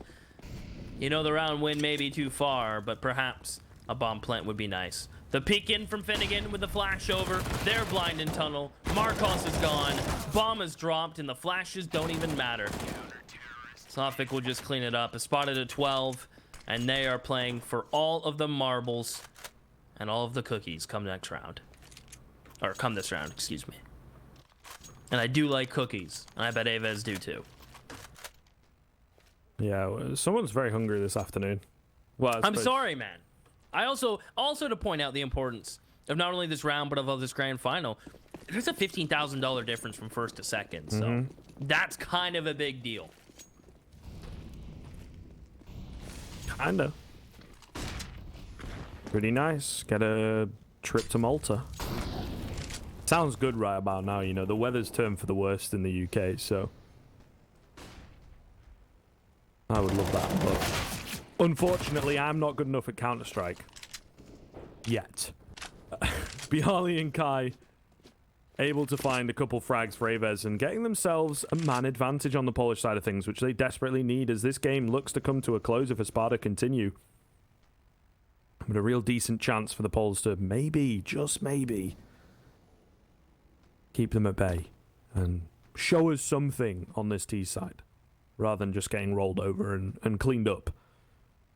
Oh, I know they have it in them. No question about that. It's just, can they dig deep enough? Have they been through enough situations like this with the pressure that they're feeling, with the round count so different, on a map they're comfortable with? But how many times have they been in grand finals? Map 3 in must-win situations. ESPADA doing what most teams would do in 3v4s, right? Picking a site, saying if they go to the other, we'll save. But if they come to us, we're prepared. And a good call from AVEZ. Just going to late execute onto the A site with 25 seconds. ESPADA won't even bother rotating back over. Should be just that instant save call, Scriff. One would think. They're going to go for nuts. it. They're going to go for it, dude. They got the rounds. They got the confidence. I don't know. Maybe as they move in and fail to find anything, they might go for the save. But at least initially, they are feeling themselves for this. Guy getting flashed in. Needed to find the frag. If he'd have gone down, would have been disaster. But with finding the kill, I think this forces the save. Still sticking around. But slowly making their way out. And saving a couple allows them to just about put together a buy into this next round. So I think it's kind of important, actually. The 3 would have been nice and comfortable. The 2 makes it doable, but perhaps a debate within the team. AVEZ, meanwhile, up to 6. That's all they're bothered about. They don't care about saving players. And Dexter, oh, he comes a bit close there. But all the same, 6th round for AVEZ. Might just be able to find themselves some momentum here on this side. I know if they go for it. They're going to go for it, though. Okay. Risky. A little risky.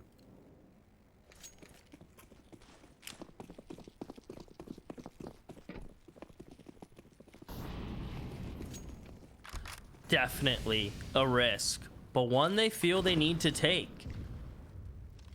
And if anyone can pull this off, especially with what we've seen, it's probably ESPADA, right? Yali will lead the way. A flash could follow from Marcos. I think they're just going to allow Bialy to figure things out, play at his pace. Will he check this off angle from Dexter? Woohoo! Bialy flicks over. Dexter can't control the spray. And Bialy will take that any day of the week, as Patsy could catch Nara and put no. The round of what ifs from ESPADA. The rounds of one more bullet.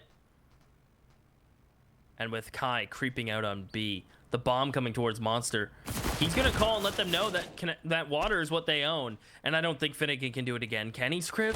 He's been so good, but caught off by Kai's positioning. And that'll be round 7th for AVEZ in week 7, keeping ESPADA at 12. Yeah, you love the number 7.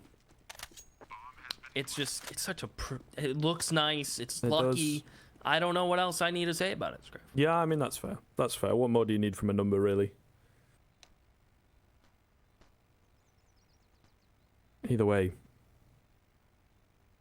AVEZ looking good, looking revitalized here towards the end. Kind of at the moment, I am hedging my bets. Maybe too little, too late, but potential.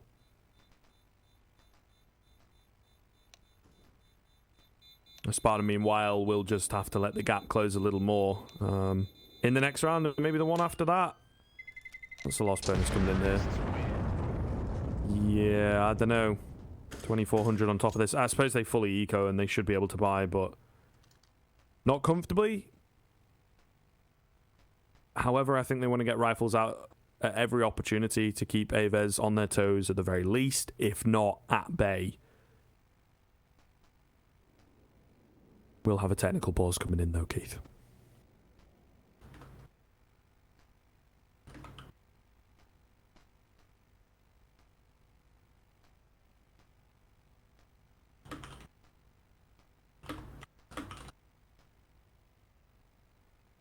We do love our technical pauses, Scriv. We always dive into some absurd conversation. Or you fact-checking me. No. So, I'm trying to think of something that's mildly absurd to say, but I can't think of anything at the moment. True. The last Which one is kind of weird. Was way too deep. So I feel like from now on, I'm just going to give you... Yeah, you kind of chased hard. You're really trying to prove me wrong, Scriv. Well... I don't know if you don't trust me as a person or... Okay. I don't know about wrong.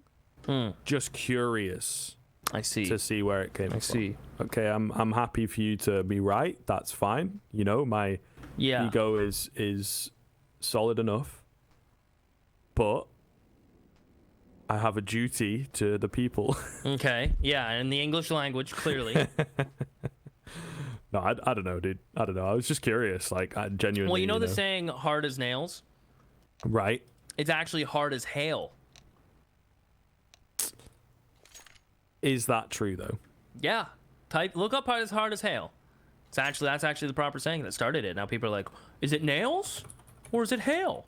It's hard as hail. Apparently there is stuff like that where, like, you know, over time. So there you go. I did think of something. I mean, I guess, but this is all being compared to hard as hell or hard as hail. I feel like people are... Hail and hell, nails, you know. Right. I guess you can put whatever you want there. Yeah. I'll take the free internet hard points as something from you, hard, bro. How hard is hard? Well, an 8 from AVEZ should be relatively easy. Just that M4 softer to get through. Barring some madness, which this series has had, we should be just moving right on to 21. It looks like a spot up. Are going to go a little aggressive with these pistols towards A. They're out of information. They didn't pop B like they were wanting. So what's the move? We'll leave the rifle towards B and we'll get aggressive A. I really like this. Bialy could be in some trouble. And he doesn't like what he's seeing. The M4 is actually here, excuse me. And he gets traded out. Dexter picks it up. He's going to let Finnegan peek or he's going to get boosted. Good flash over. And they only get the one. Bialy hangs on. 3 HP. And that was the absurdity I was kind of worried about. But handled well by AVEZ.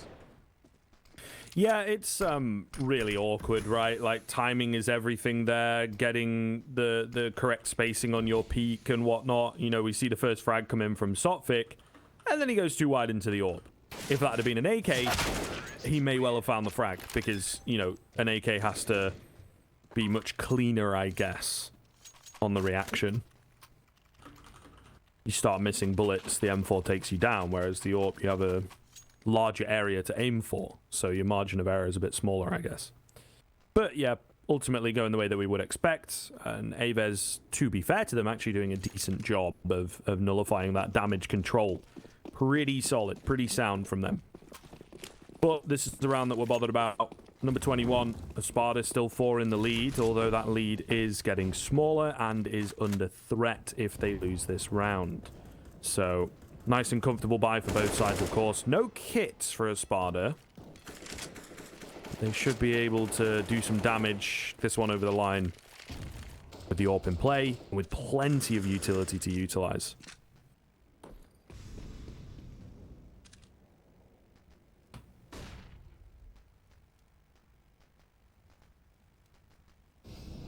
Marcos hoping someone would flash peek monster. Not going to be the case.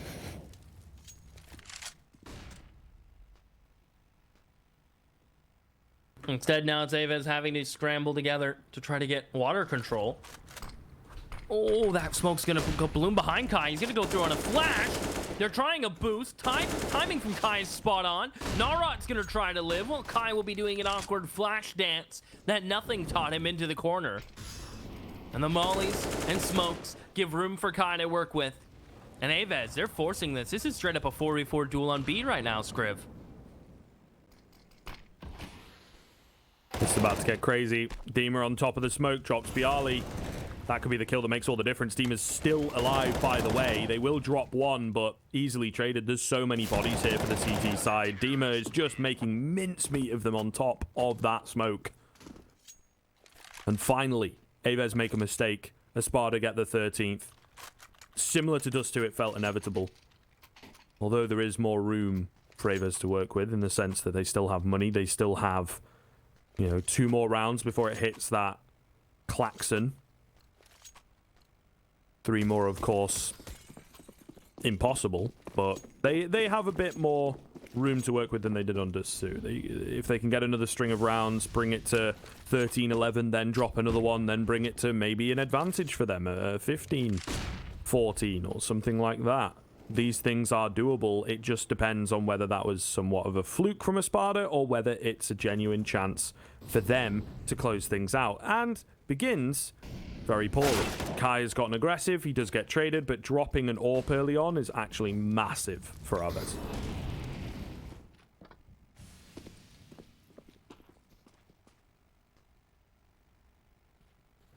That's really well done.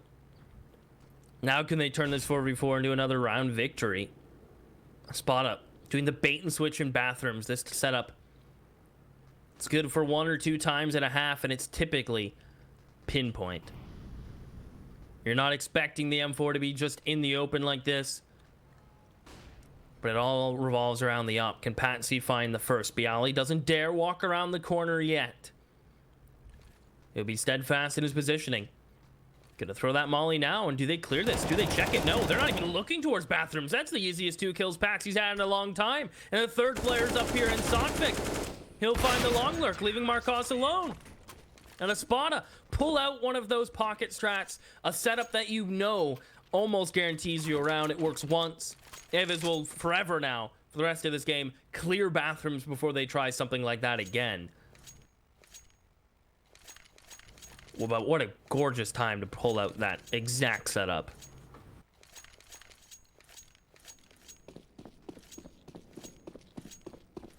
May well have done it as well. The half buy coming in from AVEZ here. Should see ESPADA to a 15th. But stranger things have happened in this game. Or at the very least, stranger things have almost happened, I should say.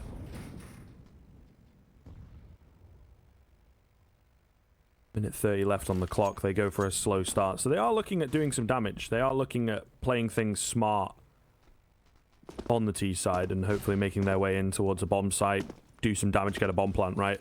Rather than just throwing themselves at the situation. So that is certainly commendable. Let's see, creeping in. Oh, my goodness. Kai is crisp. Almost dropping Dexter as well. Big nade damage. Not going to come in, actually. It will burn ever so slightly, but I thought it was going to be much worse than that. It looked like it was in the middle of the team. Meanwhile, Dexter and Sotfik hold things down perfectly. Dexter with a quick flick off to the right.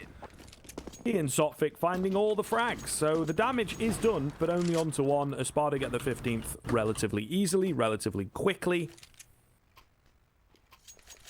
And AVEZ look to hang on. They need 7 in a row, Keith. No easy feat.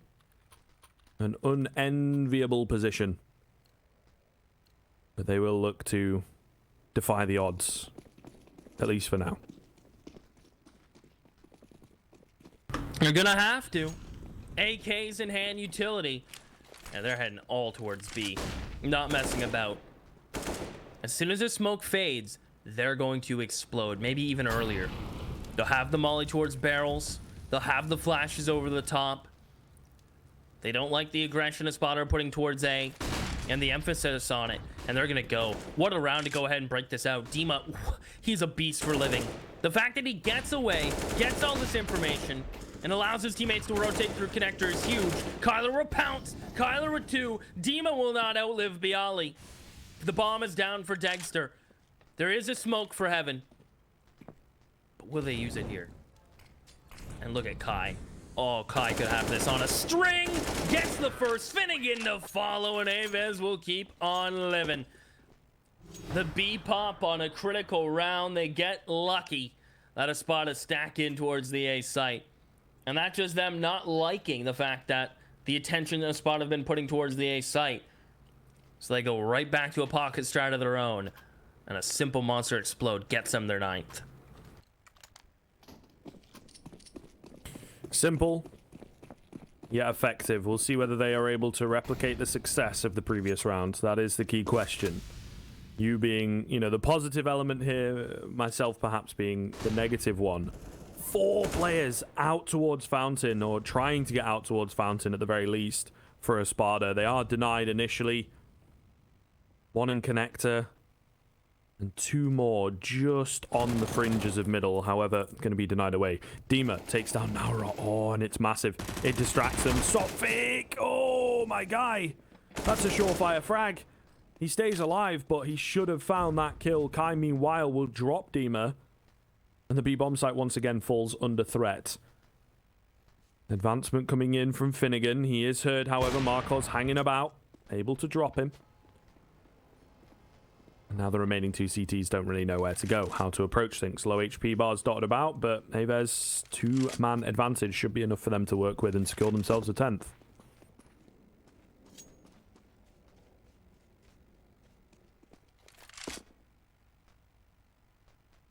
You would think so.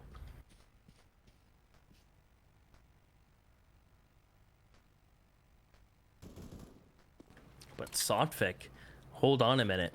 Gets a pick, but it is just a B lurk, right? ESPADA, nowhere near this A site. Last time they might have rotated up and tried to go for this. This time, I don't think that's going to be the choice at all. They'll grab the AK from Kai. Dexter wants this up for the next scriv. And they'll be looking forward to the next round. AVEZ jump up to double digits. And nearly there, aren't they, Scriv? I mean, slowly but surely. It's just kind of the story like it was on Dust 2, though. Yeah. The comeback happening just sadly a bit too late. Having to climb back against 15 over and over. It takes a long time. It's a lot.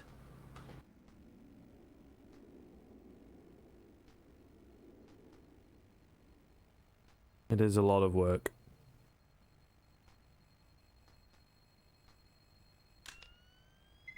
Certainly not impossible, though, right? We've seen these comebacks a number of times. These teams are definitely capable and a very comfortable map for AVEZ. It's just that kind of inevitability that looms over. They cannot make any mistakes.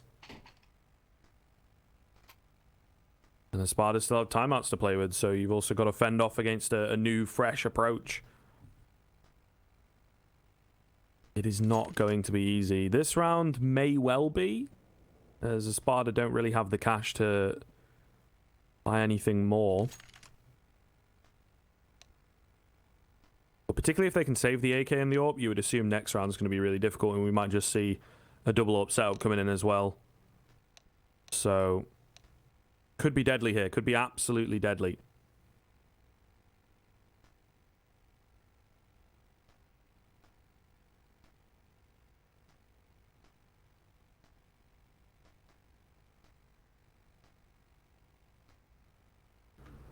Well, I don't see them forcing a ESPADA here, that is. They're just going to take a moment while this game is paused to probably discuss next rifle round, not necessarily this.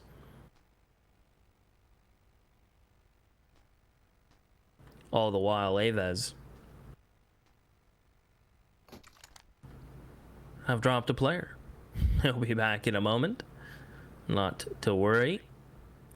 I'm not sure how long this is going to take. Scriv, do you have the inside scoop? You got the info? Let me check the... They do call you the insider. That is your nickname. Yeah, not for this reason, though. No, definitely not. Let me see. No, nothing in the channels. Nothing in the appropriate channels, okay. So I do apologize. I will try and track down some of my sources. Some have sources, I have sauces. I do like a good pesto, if I'm going to be honest. Yo, that's a shout. Underrated in a lot of aspects, I'd say, in the pasta game. True. Now, don't get me wrong. Don't twist my words. Nothing will beat a red sauce with meatballs, okay, and the right cheese. But a good pesto can really change the game. Still viable, man. Still viable. It is. It's meta. As the kids say, it's meta. Imagine that becomes an actual word to describe things. That's when you know the gamers have really taken over. Like a new pizza flavor comes in and they just call it like the meta flavor. Like you don't even have to ask for a specific pizza anymore. Just like, I'll take what's meta. Yeah. There's the match fix. There we are. The doctoring, the fixing. We're good to go. Shout out to the admins. They are the homies, aren't they? 100%, man. Behind the scenes, hard workers. You know, you talk about not getting enough credit. The admins don't get enough credit, I don't think. It's a bit of a thankless job. Most of the time, anyway. Not completely, you know. But all the same, we're back into the action. Primarily because of the players, but also the admins, I'm sure, having a nice little bit of a push to get them back into the game. Dexter tries to go for a push, and he dies. So not so hot. Oh, okay. We saw this boost from them before.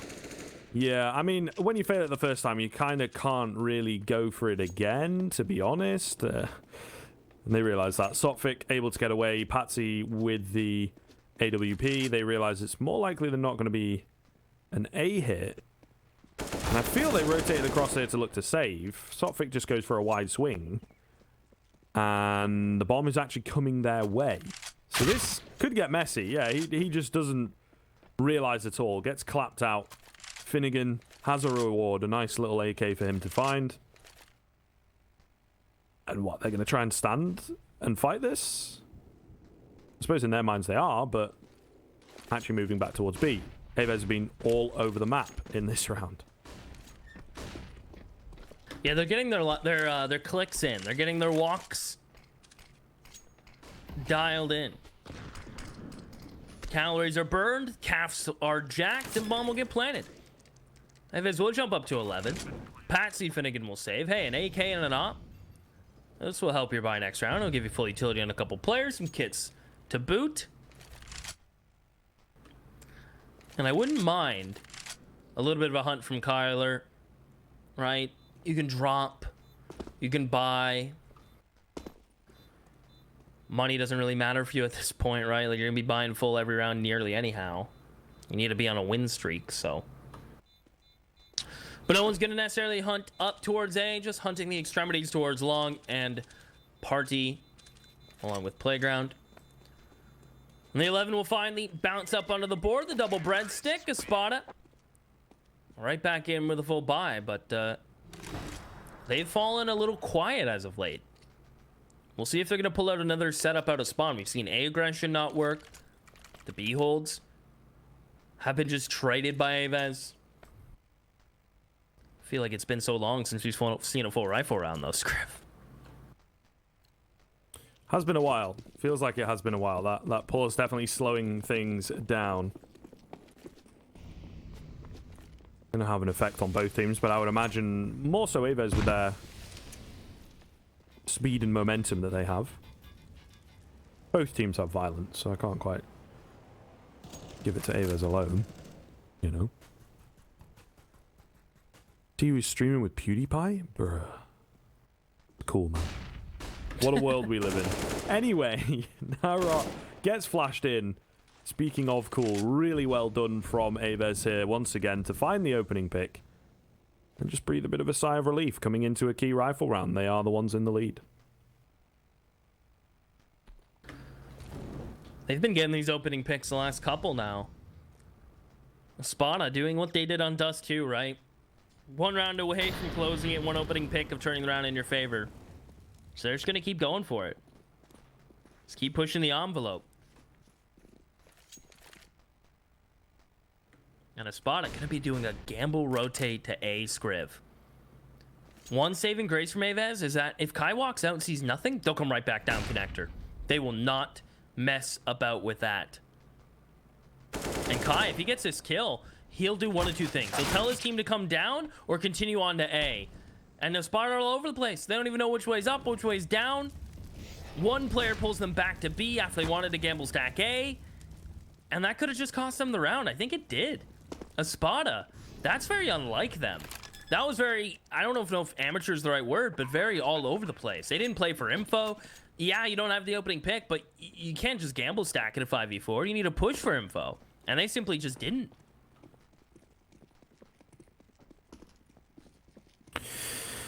Yeah, it is certainly looking troublesome in the ESPADA camp.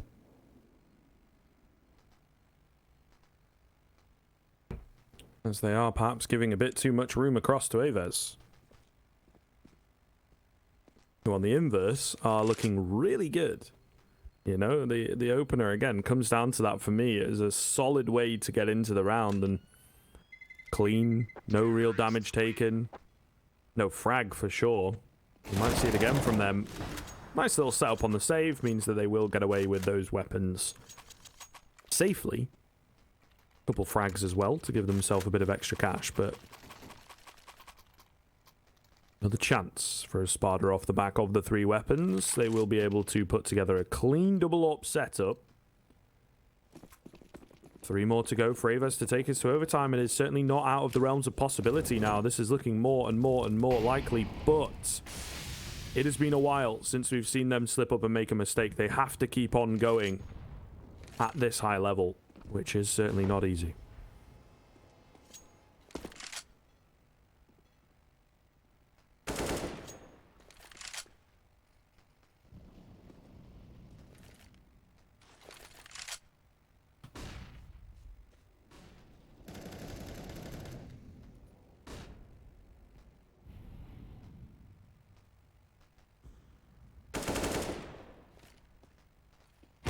Big pick for Kai. Finnegan wants to begin again. Right back with a pick as Patsy from long is going to go ahead and finally clean that up. No more peeking for him. Narot should have him dead to rights, and he will. The trades AVEZ need, but they have to get through Dexter. He's been playing very well.